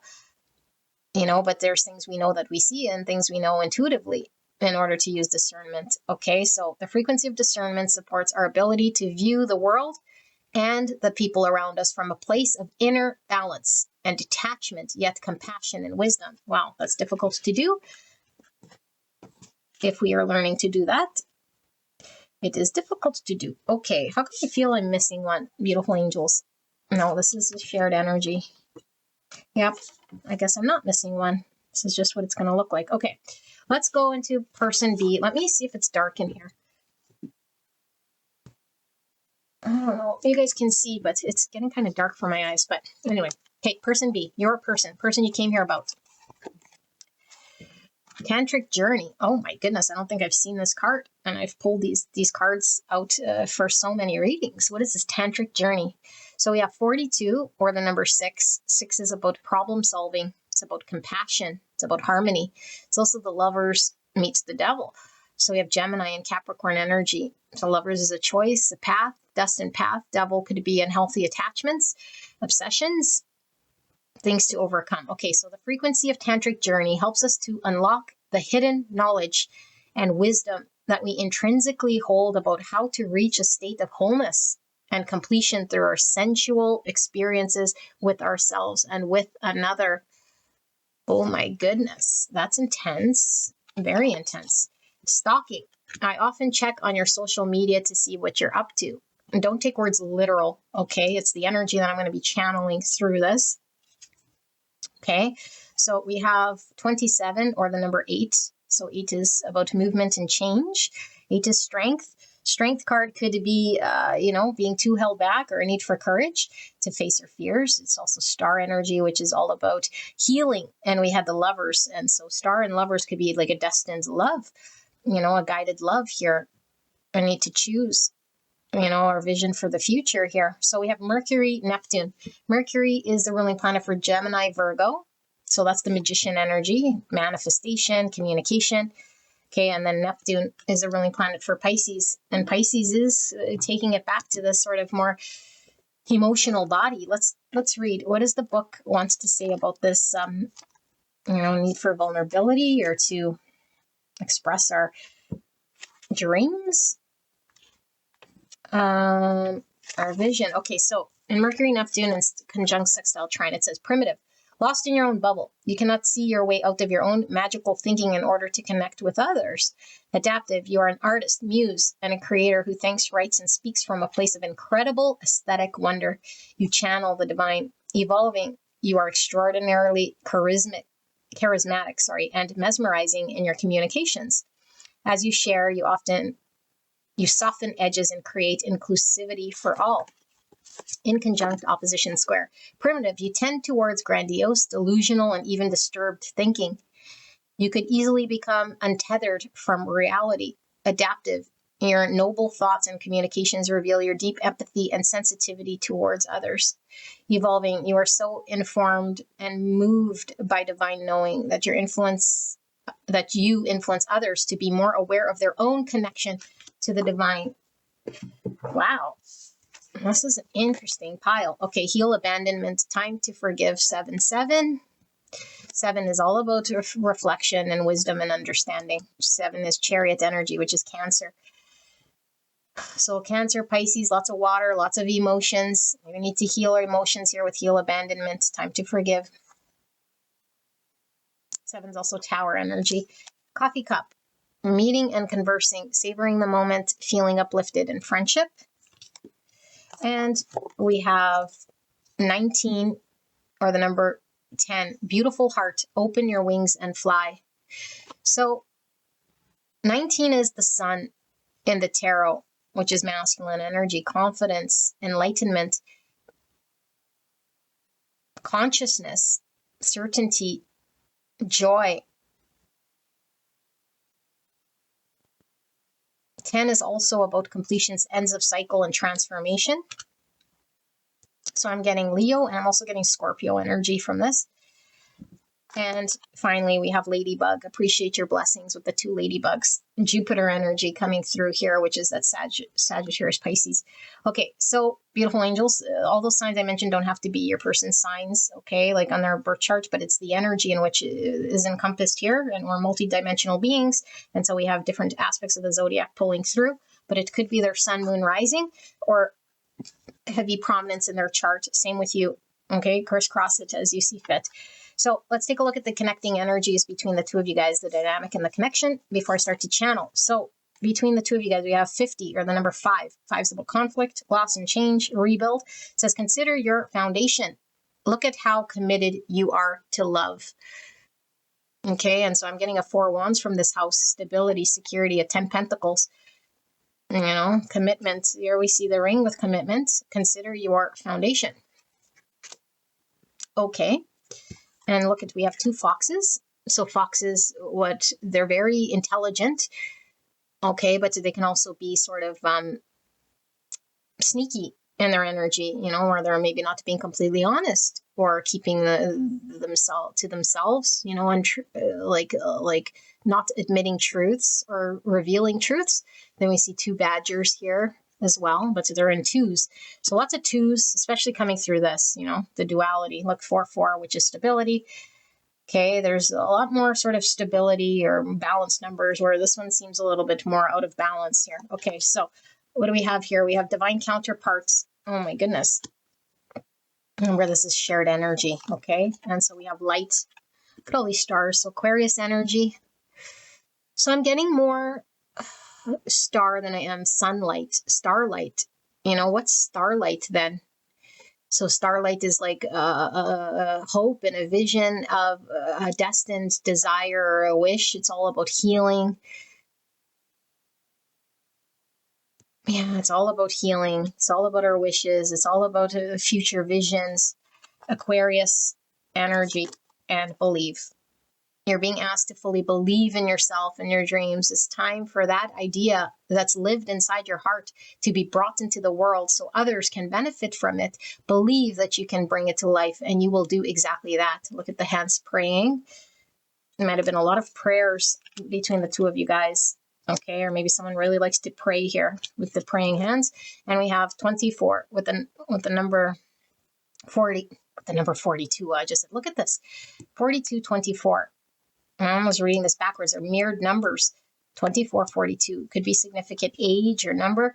February 4th, April 2nd could be prominent dates for either of you guys, either milestones, birthdays, anniversaries, that sort of thing. Or if you're watching around that time, could be a date of some sort of transformation within this connection. Okay, so grace. It says the frequency of grace supports our smooth adaptation to and anticipation of life's currents and changes as we evolve towards a higher version of ourselves on this earthly plane, bridging the divine with the human essence. Oh my goodness, you guys. This reading is something else here, okay? Give me a chance to just sit with this energy before I channel and get into what this is all about.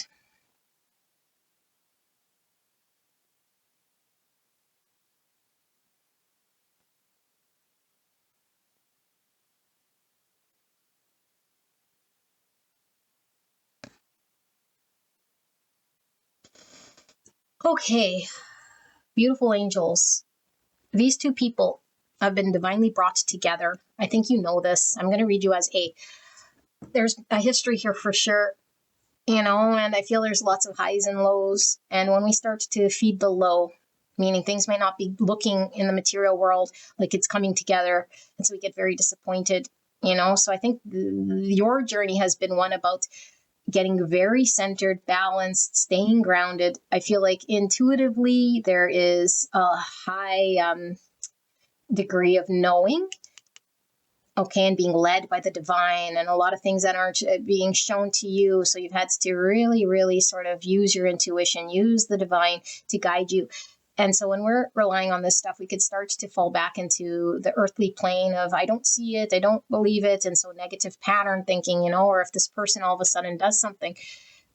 And so we start to feed that. So we choose, what do we feed? Do I want to feed the vision of what I know and connect to and keep my balance and keep staying sort of grounded with that intuitive knowing? Or do I want to sort of hang on to another story here and start to feed that? Because you have a lot of power here, swaying on your own energy. And I think you know this already, because I feel like you've been here for a while. I think you're really learning about how to find balance and how to make decisions, based with a rational sort of energy that uses your intuition and uses your emotions in a way that can engage with this person from a very elevated sort of state. I think you've had to learn about, and if you haven't, this is what you're learning then, about being enough, not overgiving, not feeling like someone else is going to be showing your own self-worth, but finding your own self-worth in your own energy body. Like, I am enough just being. I am enough here, trusting in the divine and making decisions and moves based on an inner knowing and being confident with this. Because I feel like we could swing on a pendulum in the past that might have been the reason for a lot of suffering. Like run with an idea and all of a sudden just sort of go chaotic in some way. And so I feel like also the spiritual energy here could pull us into some sort of other dimension, so it's like a real need for balance, centered, grounded, like using heart mind coherence, where we're not just led by negative thoughts or experience, and we're not just sort of blindly sort of over giving and investing and then feeling disappointed and out in the cold. Because there's a need to know that we're worthy of love, just being who we are and how we are. But we first need to reach that place of who we are and how we are in our own energy. And so I feel like you're very committed and dedicated to this person, like a lot here. I feel like you are somebody who wants things official. I feel like you're consistent. I feel like you want to come into union. And I feel like, I don't know, there is this very beautiful energy about you, And so I feel like, intuitively that this is your divine counterpart. And I think you've been pulling on a pendulum here, like I said, and everything's been throwing, like a wrench has been thrown every so often into this path to sort of test you or to make you stronger, for you to learn more about yourself and your own way to overcome, and it's not so you could be challenged, but it's to build character and for you to see your own beauty. Because I think through this connection, you've learned to see yourself and all your wonderful traits. Like, I'm a giving, loving person here. I'm committed. I'm solid. I'm someone they could rely on. I'm someone here that is very unique and different, and someone very passionate, and someone who can go the distance. Like, this is all stuff that's absolutely wonderful, but now we have a healthy balance of discernment. We're not overly invested. We're not over giving of self. And so I feel like we're learning that people around us have their own views and do their own things. And so we need inner balance in order for us to be able to detach from certain stories and people, so that we're not emotionally suffering when things go sideways, because situations don't necessarily reflect a relationship. So we could be experiencing a hard time, but it doesn't mean that this connection is thrown to the wayside. It's never going to happen. And maybe in the past we sort of took negative situations or energetically charged situations in a way that it was reflective of, oh, this connection just isn't going to work, or it's just, this person isn't serious, or this is just not, like, it made a whole bunch of stories. And so we're learning through compassion and wisdom. And I feel like compassion needs to be first harnessed within self. I love self. I see the value in myself. I'm enough as I am. And so once we know this compassion, we can give compassion when we identify somebody who might need compassion, who might need love. But we're also using the wisdom. So I feel like there's so many layers here with you, pile person 3. What are you? Sorry, my goodness, 3. Okay, person 3, person A.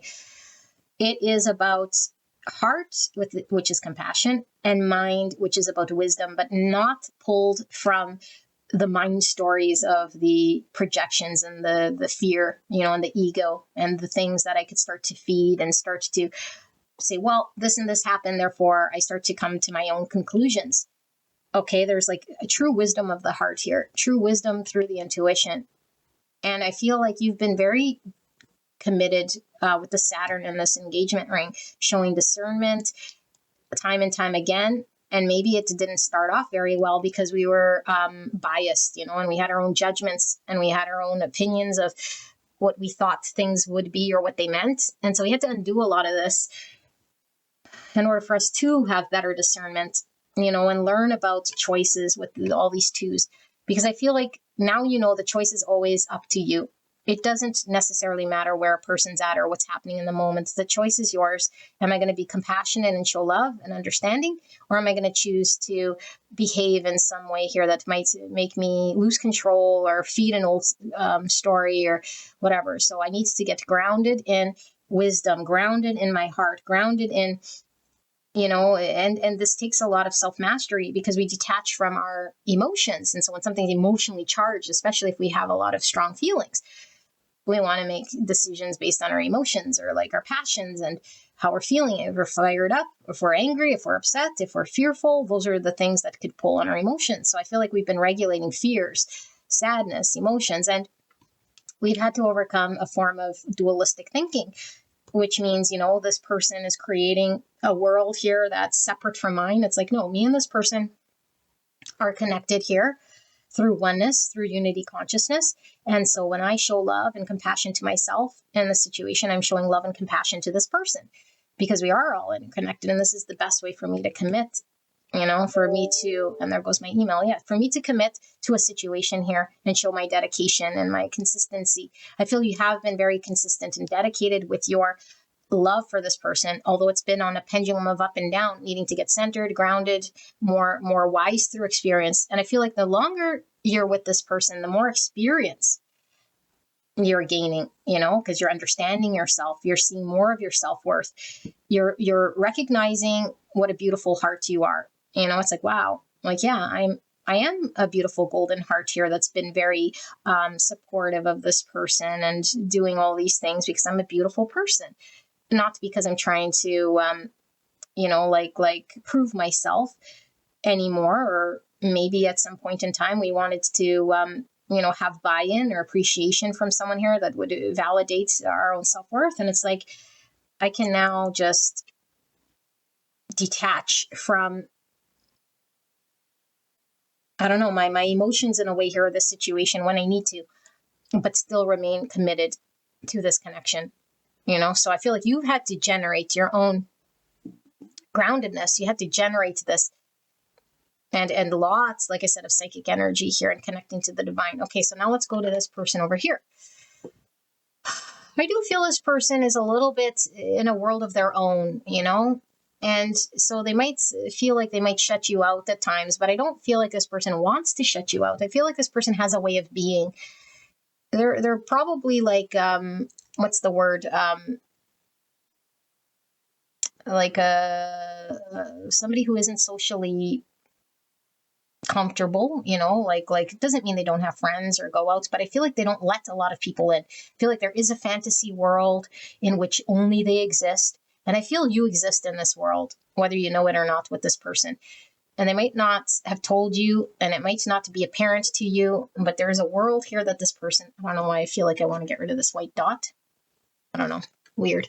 But there's a world that this person sits in, okay, where they might zone out or, I don't know, fantasize here, okay, about what could be. And I feel like you've brought in a whole new energy for this person to experience.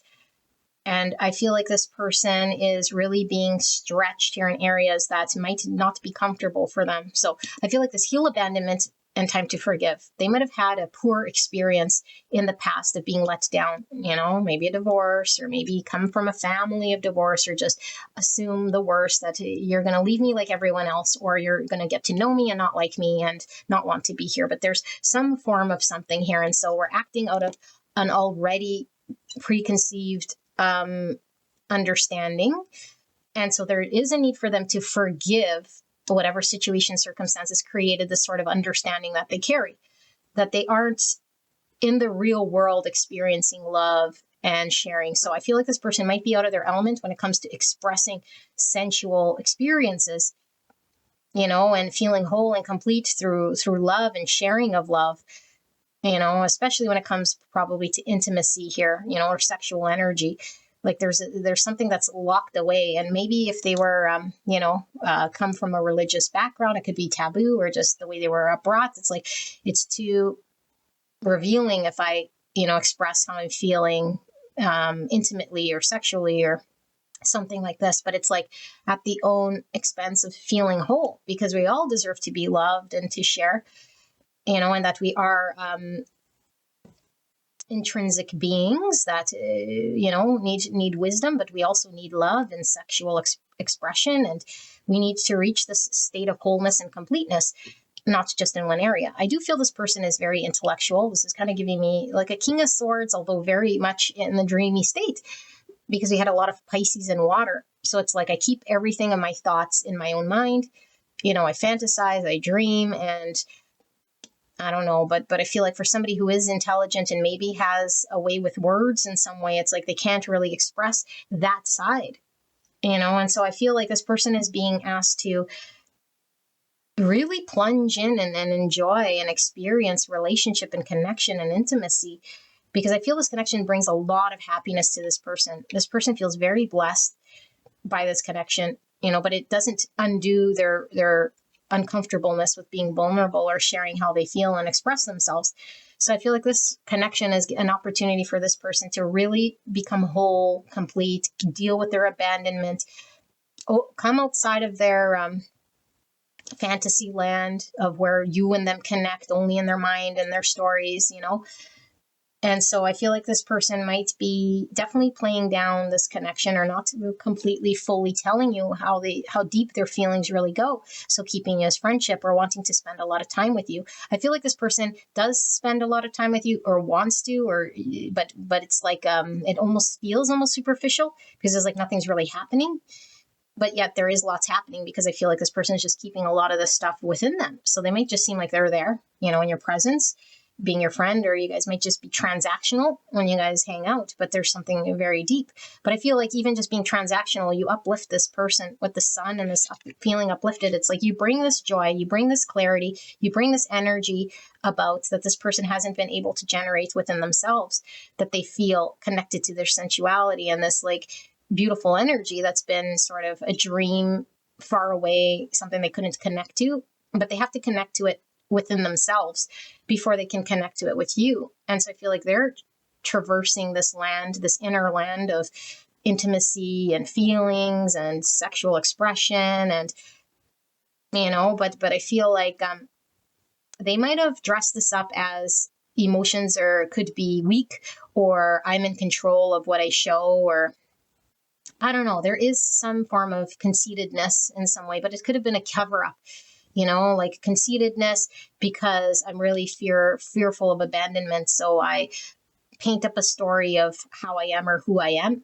that's greater than really what I'm feeling inside, so that you buy into this persona of me, or that I believe my own persona. I feel this person believes their own persona, whatever it is that they're showing here, like I don't need anyone, or like I'm different than everybody else here. It's like, no, you're not really different. I mean, yes, we're all unique, but at the end of the day, we all deserve to experience love, and that would require us to be vulnerable and allow to trust, with our emotions with another here, or else how can we really have a truly loving relationship? Now, I do feel this person does watch you more than like if you do have social media, they're definitely on there looking around, but I feel like this person wants to know about you, wants to know more about you, or understand you more and more and more. But I almost feel like this energy is never satisfied, because it's like we use this tactic. The more I'll know, then the more maybe I'll be able to feel comfortable to express myself. The more I know about you, then maybe I won't fear being abandoned, because I'll have more trust, or I'll be more confident. because right now it's like there's a lack of confidence in just expressing myself and letting myself out there when I don't know, maybe to trust you, or maybe you'd run, or maybe you would, I don't know, make fun of me, judge me, not to think I'm enough. And it's like, I want to, I don't know, like, let's say, like I said, they have this idea of who they are and they think they're like, there's some conceit in some way here, like conceited energy. And all of a sudden it's like I show up and it's like, if I don't fill that tall order, then I disappoint you in some way. But it's like they're the only ones creating this version of themselves. So I feel like this person has a hard time to confirm how much you actually mean to this person. With this sun and these ladybugs and all this Jupiter sort of energy I was feeling coming from your pile, it's like you're a big energy and a big blessing here to this person, larger than life. And I feel like this person, and there goes my email confirming, larger than life. And so I feel like this person is like, just wow, like how could somebody like this be into me or feel the way that they feel about me, or like, and so there's like almost this like too good to be true energy where I'll just sort of keep it in fantasy, because I know if we were to explore it, maybe if it went sideways, then I'd lose this opportunity, this once in a lifetime sort of dream person that is coming into my world. And I'm not sure that I don't know. So there's a lot of fantasizing here about what it could be and what they'd want to be for you and how they can woo you with words. I feel like this person, not just to trick you, but it's like woo you in a way here that allows them to feel control by how they express themselves and feelings. And it's like, rather than just feeling their way through it, I feel like they're putting a lot of weight on how they say it, how they do it, how they're perceived. And so we'll just sort of fantasize about what that looks like, rather than take action and really tell you and express and show and do, And so they're navigating through this thing. Okay. And so now with this shared energy here, consider your foundation. I feel like both of you guys, are working through trusting each other. And I feel like with this energy, your energy, I do feel like it's been a long time and you're finally learning about getting grounded. But I feel like maybe it's pulled from not being able to trust that this person had your best interest at heart.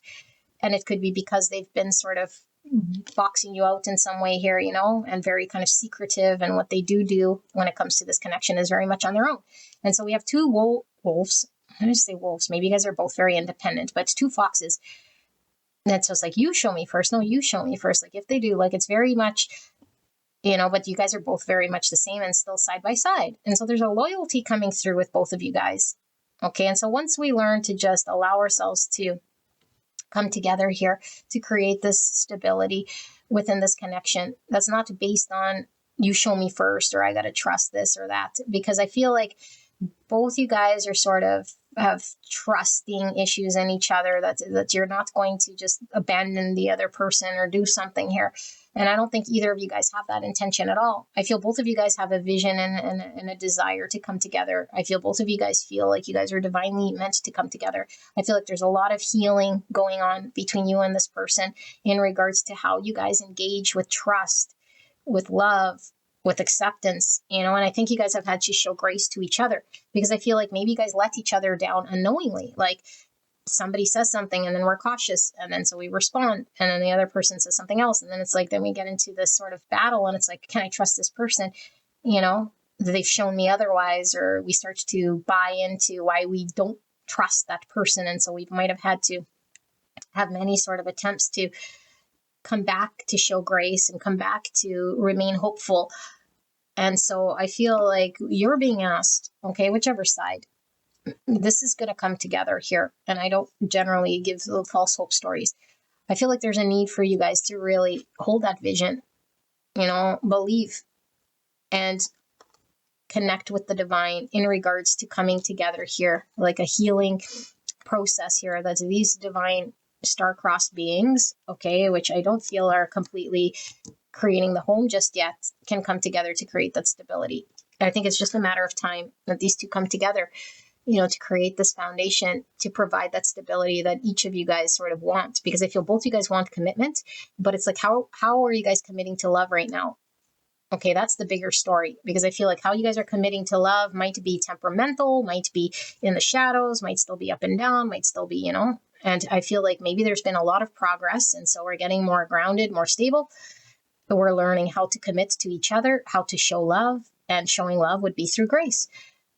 We keep showing grace. We keep showing compassion. We keep giving it up to God here, and believing that the best sort of thing that we can do is be in a trusting energy, not in a doubtful, doubting this person. Can I have trust? Can I have faith? Is this going to happen? Like, that's all fear-based stuff, and so this is all about showing compassion to, someone who might be reacting the way they do, not because there isn't maybe emotions or sexual energy or a pull here, but because this is how this person sort of copes in that, I don't know, in that world of theirs, or that awkward state, or there's something here that this person is learning, that they're worthy of love, with this beautiful heart.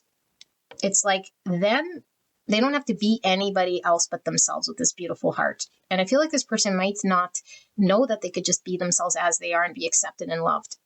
And so this person's like, why are they sort of removed, or why are they keeping things, me at an arm's distance, or not very transactional here? I feel shut out. Like, I can't create this warm, safe space. So I feel like I can't trust. And it's like, now learning to trust that this is this person's sort of way of being, that you could still love and show grace, and that this person can learn to trust you, because I feel you've been very committed and dedicated here.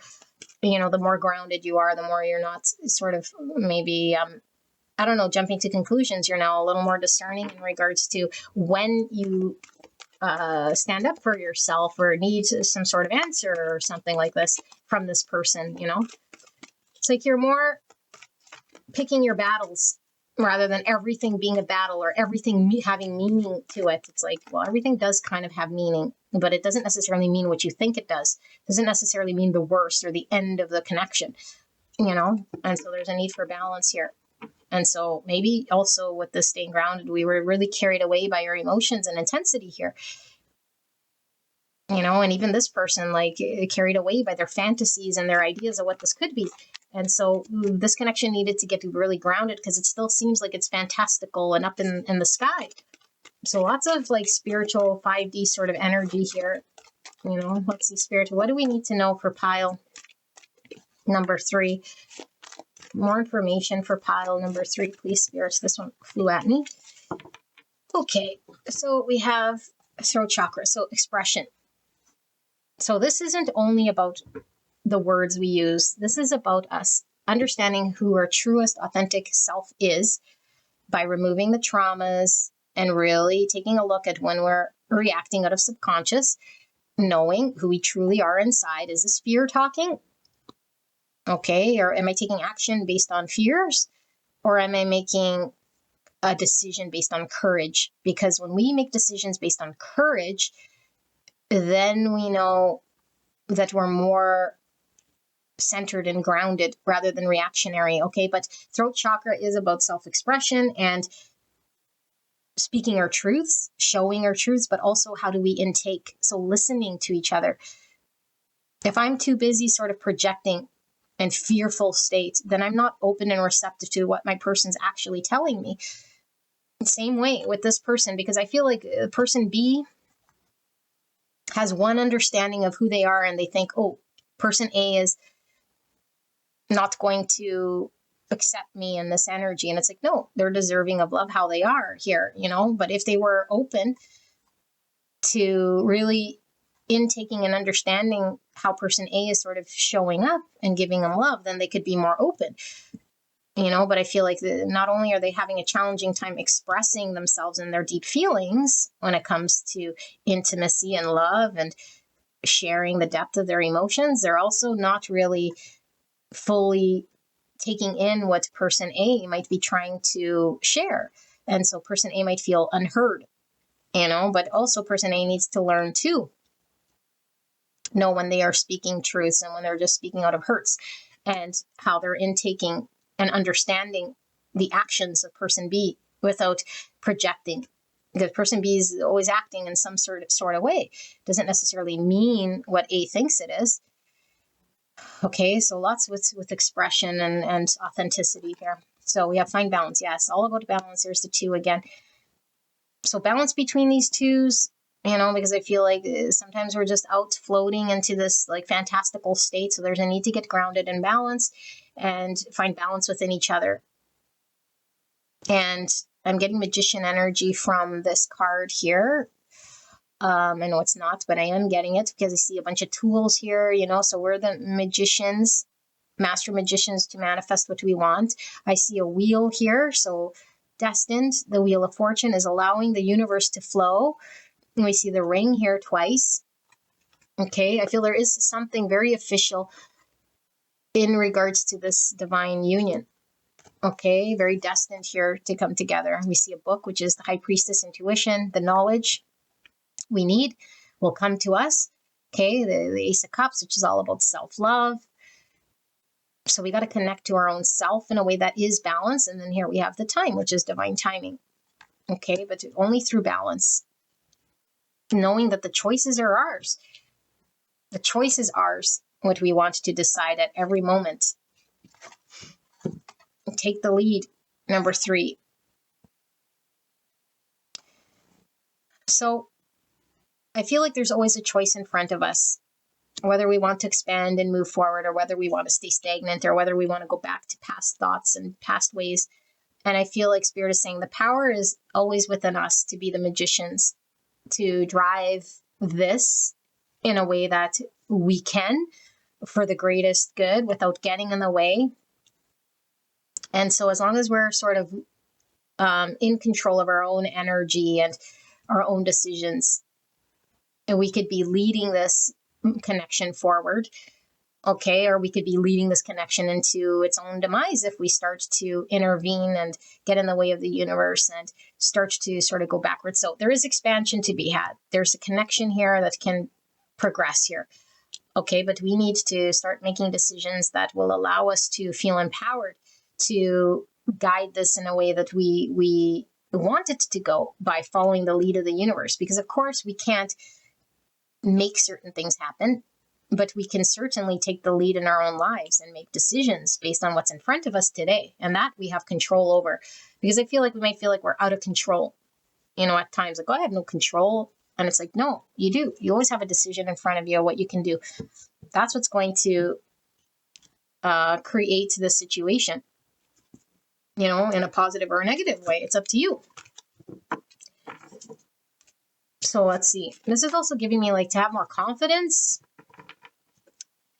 and it could be for person B, like confidence in, like, I don't know, like in themselves, to listen to what it is that they want to say.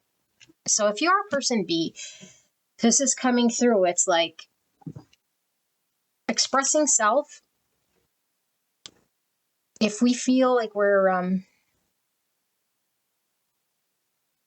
I don't even know how to word this. I feel like person B has a very difficult time communicating and expressing how they're truly feeling here. And Spirit's saying, find balance through knowing that you have all of the tools here available to you. It's always a choice. It's always an option. It's not taken away from you. Okay, this will allow things to flow and not to get stagnant, but you need to take the lead in order for things to expand and move forward. The choice is yours. But when you're experiencing challenge with the number 5, and the challenge is only because we're not being authentic, we're not communicating, we're getting in the way of the universe and the flow. So we have to not stall, not hang on, not be held back, but we have to allow the universe to flow, use whatever's in front of us to make decisions, to communicate truths, and be confident to take the lead.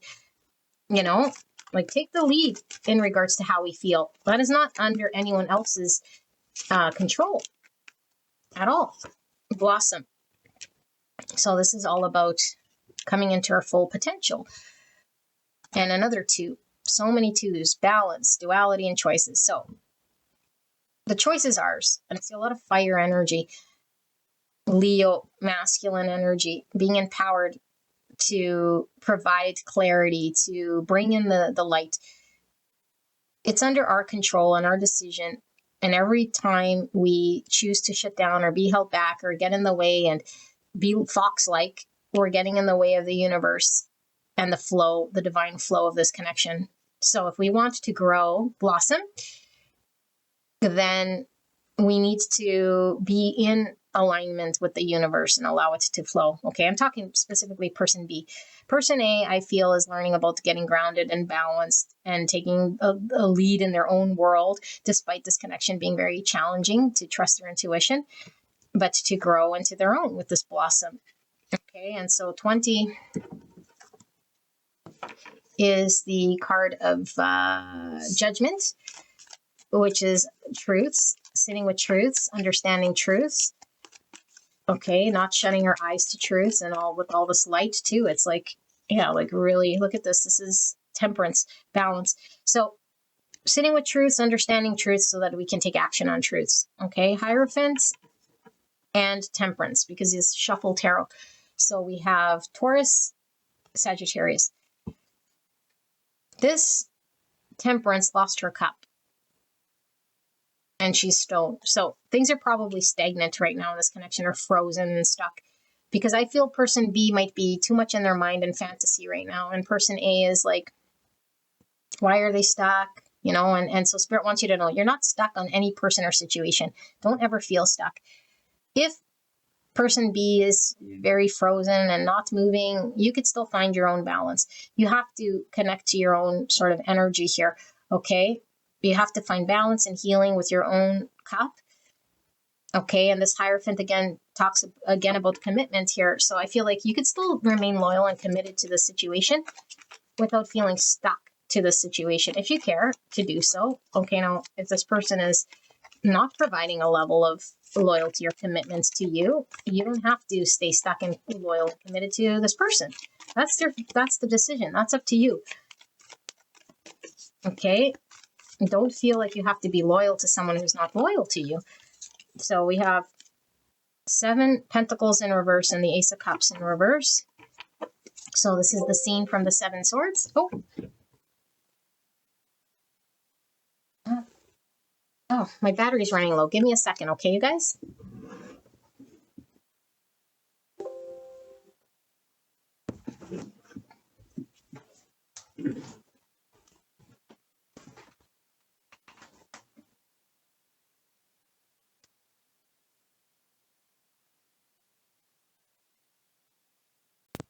Oh my goodness. All right. So 7 Swords, like I said, the foxes, you know, and it's like we're losing time. We're losing things of value here. But it's all about self-love. It's all about being available to give love, to show compassion, but it starts with self. And so I feel like there is a new beginning here, you know, and the new beginning can only start when we find balance, and we got to make our own sort of, take the lead in our own world here. Okay. And so we need to become very honest with ourselves. What's providing value? If something's not providing value and it's stuck, we gotta focus on what does provide value. And so when we want to give, we give, but we don't sort of connect in a way here that's, I don't know, loses parts of ourselves, or we start to lose value here, or we start to not feel understood or loved, or yeah, where we're sort of sacrificing our own happiness here. Okay, then we're out of balance. So we got to keep kicking it back to balance. So this is what I have. Pile number 3. My battery almost died there. I will jump into pile number 4. I hope this helped you. I'll see you at the next one. Bye-bye. Hello, pile number 4. If this cuts out, I might have to do a separate link for the ending. Let's get into your reading. I want to thank you guys for my 3,000 subscribers. And as a thank you, my appreciation, I will be extending 11% off of prairievintagejewelry.com. All purchases, all readings. If you enter in code SOULFAM3000-11, that's SOULFAM 3000-11 at the checkout to get 11% off. This runs till the end of March. Thank you so much. So go take a listen to the disclaimer so that you know what this reading is all about. Pile number 4, let's take a look at you. You'll be person A versus your person will be person B. You can crisscross energies. If you're on one side and not the other side, then you can do this. Okay, you might be on both sides. If you're mirroring energy with your person, that's fine. But if you don't resonate with either side, then it's not your pile. You can go check out another pile. Okay, so let's start with person A, who I will be calling you. So it says 28 with daring heart. Learn to lead from wisdom. or the number 10. And we have paradise, happiness, expansion, joy, playfulness, oneness, enjoying each other. Wow. And we have 1111 with compassion, higher heart opening. So 1111 is my twin flame signifier here. Some of you guys might resonate with that label. Okay, not necessarily. Higher heart opening. We have Mars, Jupiter with card number 38, or another 11. So lots of 11s, very spiritual, very divine. Let's take a read in this book. What does Mars, Jupiter say? But Mars is the ruling planet for Aries, and Jupiter is a ruling planet here for Sagittarius, Pisces. So let's see, what's 38, Spirit? It says, conjunct sextile trine, primitive. Your inflated, exaggerated behaviors disrupt and interrupt others' calm and harmony. Adaptive. Your behaviors create gateways and openings for others' power and assertion. You promote collective activities where people can seek meaning together. Evolving. Your leadership accomplishes incredible ends, such as building of canals, bridges, roads, or highways, or the fostering of spiritual movements that inspire the best in all who participate. My goodness. In conjunct opposition square. Primitive, you take on way more than any one person could manage. This creates big problems. Adaptive, you use your tremendous energy to benefit others. Evolving, you are able to look into the future and anticipate how to support the collective by doing the right thing at the right moment. Oh my goodness, big, big, big energies. Waiting game. I've been slow to return, but maybe it's because I know you'll be waiting. Okay, don't take words so literal here, okay? It's going to be the energy that I channel. Eagle, trust your highest vision. Okay, beautiful. And we have Earth, 24, or the number 6, which 6 is lovers.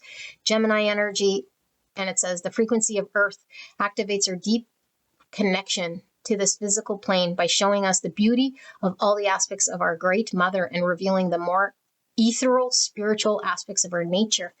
My ears just started beeping like really loud when I was doing that. Okay, so this is shared energy, which we'll get into shortly. Let's take a look at your person.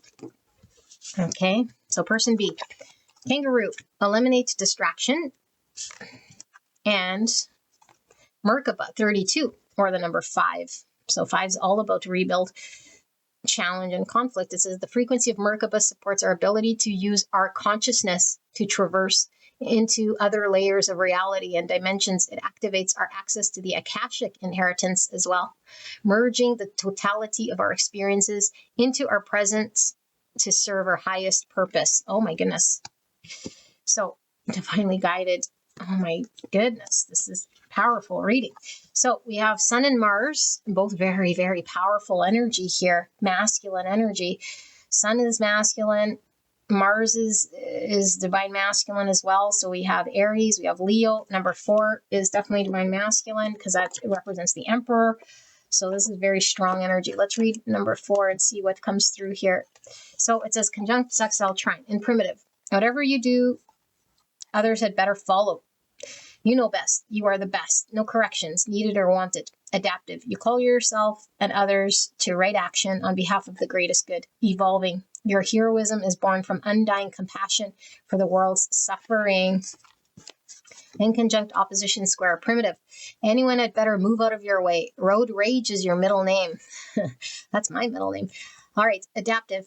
You use your frustration to feed your determination. You achieve optimal results through multiple strategic rewrites. Evolving. Irritation becomes the shining of your pearl. You use the grinding discontent you feel and that you see in others to create positive movements and change. Wow, wow, wow. We see 2-2 with false twin flame, intense change. Okay, don't take the word so literal here, okay, with this false twin flame. We were feeling twin flame energy here. Okay, so this could be an igniting here. We see the phoenix. Looks like a phoenix rising from the ashes. Intense change. So 2-2, which is 4, and we had 4 over here. Okay, Emperor energy, divine masculine. So abundance. Keep a positive mindset. Manifest exactly what you want. Gratitude, bliss. Wow. And finally, we have 27, or the number 8, hopeful heart.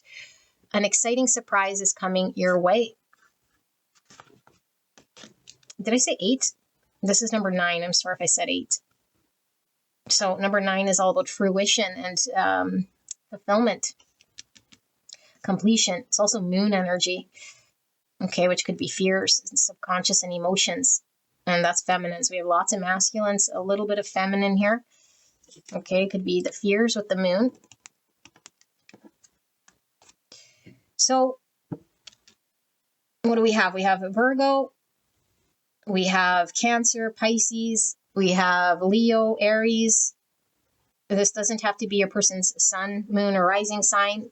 It just is the energy, and we're multidimensional beings. And so this person could carry a lot of these sort of energies in their energy body, okay? So sharing energy, or the dynamic between the two of you guys. We have love, and we have break free.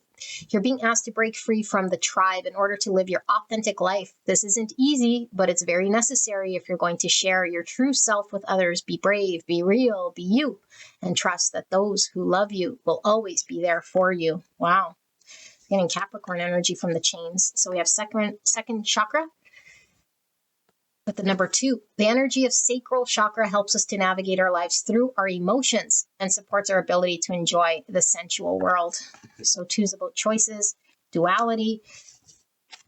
Okay, it's also about balance. So, and High Priestess, which is intuition, Pisces energy. We have you make me nervous. Okay, and finally, we have card number 10. Okay, 10 is about completions and transformation, ends of cycle. It says, treasure your loved ones. It is important to love others deeply. Wow. Okay, so if I read it fast, it's because I want to keep this all in one link so I don't have to, because I think it might cut out at 3 hours. If it does, then I'll put a separate link for the ending. Okay, so person number 1. This person is very elevated when it comes to their consciousness. Okay, I think, and I'll read this as you. So you've been very much the wise one when it comes to leading, and I mean, spiritually leading, could be energetic leading, could be just sharing an example of, someone in their higher state of awareness, consciousness, walking the higher road in order for person B to sort of see you. Okay, but I feel like, yeah, there's ascension here, there's growth here, there's learning it the hard way. And so I feel like you've carried a lot of this connection. You might have carried more than your fair share and had to learn what is yours to carry, what is theirs to carry. And so I feel like you're a big, beautiful heart here that might have thought that the more I carry or the more I prove myself, the more deserving I am of love. Okay, so I feel like there's been a lot of shadow work, a lot of looking at your own sort of internal world. But I feel like there's been a lot of internal revelations and discoveries and shadow work. And now we're connecting, I think, to more the physical world, like how we show up, who we are in the world. And I feel like you've had a heart opening in this experience. If you haven't, you will, okay, depending where you fall on the timeline here. But the heart opening here is learning about compassion, like really, really unconditionally loving of self and others, to want to be of service. And I feel like you have been of service in a way here that might have been sacrificing your own happiness or putting yourself in the back seat. And here is all about loving open enough and being of service where I can get included. Okay, and so I feel like you've been waiting for this person, but I don't feel like waiting around like it's almost like that this person needs to get their things together, that they're going through something very profound here, and so it's only a matter of time. And so you're like, there's only so much I can do. And the only thing I can really do right now is show compassion and show that I trust that the divine is going to bring us together. So I feel there's a beautiful understanding of oneness, a higher state of consciousness, seeing things from a greater perspective, understanding ourselves from a higher perspective. Okay, I feel it is very grounded, and I feel like you're integrating now into your 3D world or the matrix. It's not just some higher state of consciousness where you're like understanding what it's like to be in 5D and 5D love and, and dream this all up in some other dimension. It's like, how do I integrate this and show up in this connection and in my daily world here with the earth? So integration, bringing in what you've learned through, I think, challenge, what's mine to carry and what's not. Okay. And really, really leading from this beautiful place of compassion, understanding, wisdom, understanding where there's been fears, but connecting to our emotions, not selling ourselves short. Okay. Acknowledging our own emotions, acknowledging where we might have fear. But I feel like there is this beautiful energy here of selflessness, and I feel like you are creating a catalyst awakening here for this person. And so this has been very uncomfortable for this person. So you might have been already catalyzed by this person or awakened by whatever. I do feel it's been this connection with this 1111. So you're awakened. You've had a lot of sort of transitions here. You're doing integration. You are now centered in your heart. And so it's this person who most likely is a divine masculine here going through their awakening here. Okay. So they're uncomfortable because I feel like your presence, just being in your energy, very intense, what it means for this person. This person has, I say has to, they don't have to do anything, but there's a calling here to level up. It's like, this is my divine feminine energy, and you're in like divine feminine that's energetically reflecting back to this divine masculine that recognizes the soul within this divine feminine that's saying, you can do better, you can be better, you can also integrate certain parts and aspects here, but you'll have to make massive change in your world. And to make change, we have to eliminate certain things that are distracting us or keeping us in asleep. Because I feel like this person might have been in program in some capacity in their own little world. I say little, whatever they've been doing, there's a bigger world out here with a bigger, higher self of themselves where they're making an impact to the collective, but they have to work on their own energy here in order for them to shift their world. And so I feel like you represent immense change for this person. And I feel like why we have this false twin flame is because I don't feel this person believes in themselves enough that they could be your counterpart, or believes in themselves enough to make these changes, these profound, significant changes in their world. But I feel there is a hope, a hope that they could be better. And so I feel like they don't feel good enough, or they don't feel at your level, or they don't feel like they've elevated enough or done the work enough here in order for them to serve their highest purpose, which would be this calling. But aside from that, the collective calling in which this person does have a purpose. And so there is an abundance here that they're being called to experience without feeling like they're undeserving, like dive into the abundance, manifest what they want, experience gratitude, experience bliss. They're being divinely guided towards this growth that is uncomfortable and is very, very, very intense, because we need to burn away every part of us that we thought was us, stories, friends, identities, whatever was holding us down, people holding us back, not letting us grow, being our small self, being too scared to be our bigger self or higher self.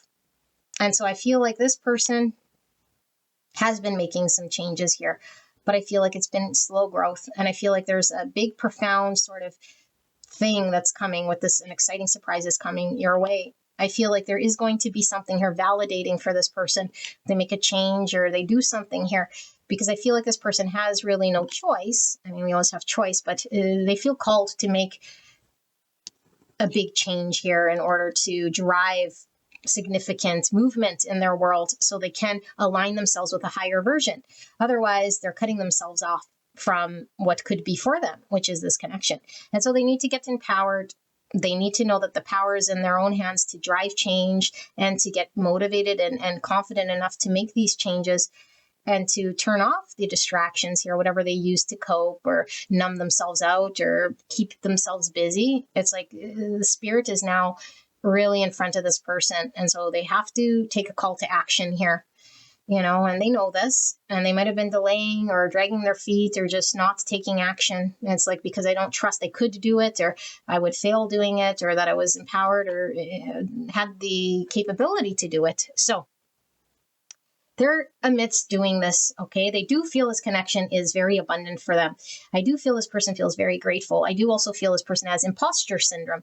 How could you be or want somebody like me, or how could I be someone that is good enough for you or do what it is that you need me to do? But there's a purpose here this person has in this world that is pulling to them, that they know. And so they can't give up on this sort of higher state of purpose and being that keeps pulling to them, but they have to come into this higher dimension of consciousness in order for them to release this lower 3D matrixy energy. So yeah, let's read this one. So emotions, vulnerability, trust, expressing ourselves in a way here that trusts relationship, intimacy, understanding ourselves.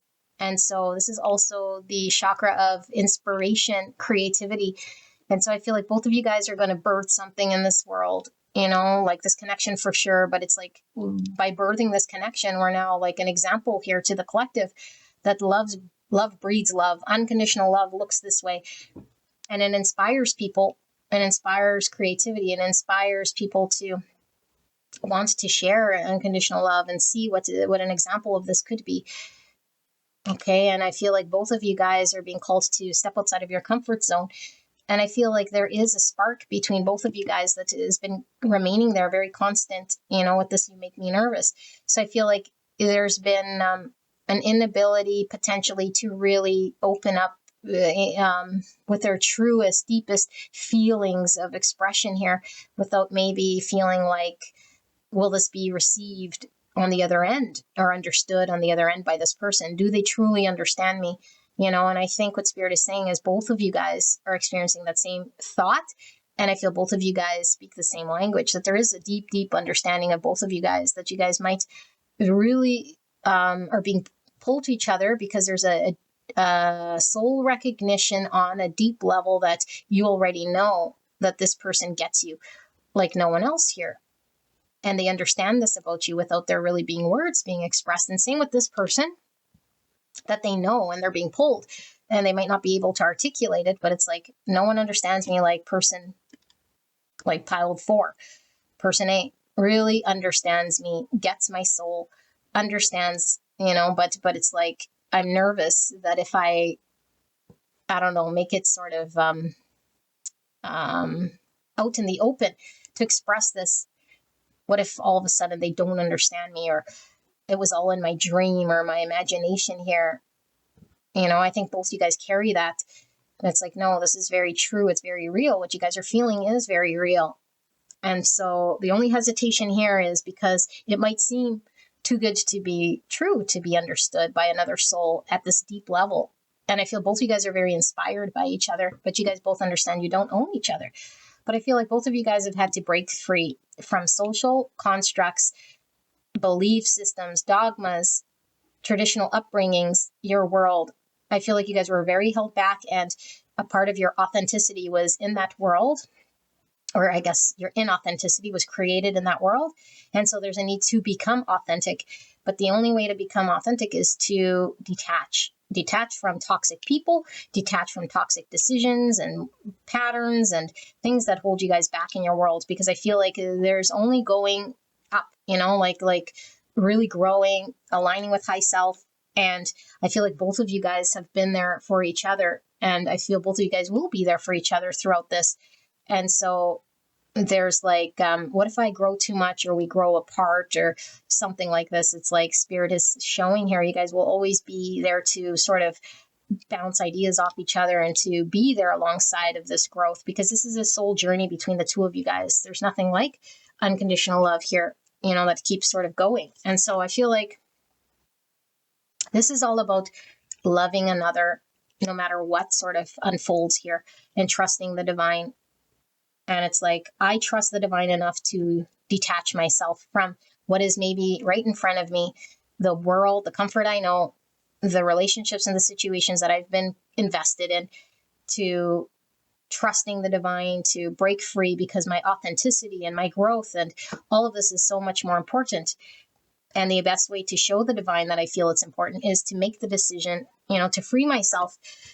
That's the best way that I can do it. And I have to make this decision, and so there's unhealthy patterns and ways of being in love and the way we connected in the past that needs to be identified. So dedicated effort. Yeah. So this is all about putting in the time, the energy, and the effort, the commitment and the dedication towards this growth. Sorry, I had to check the time. So we have lead with is divine masculine.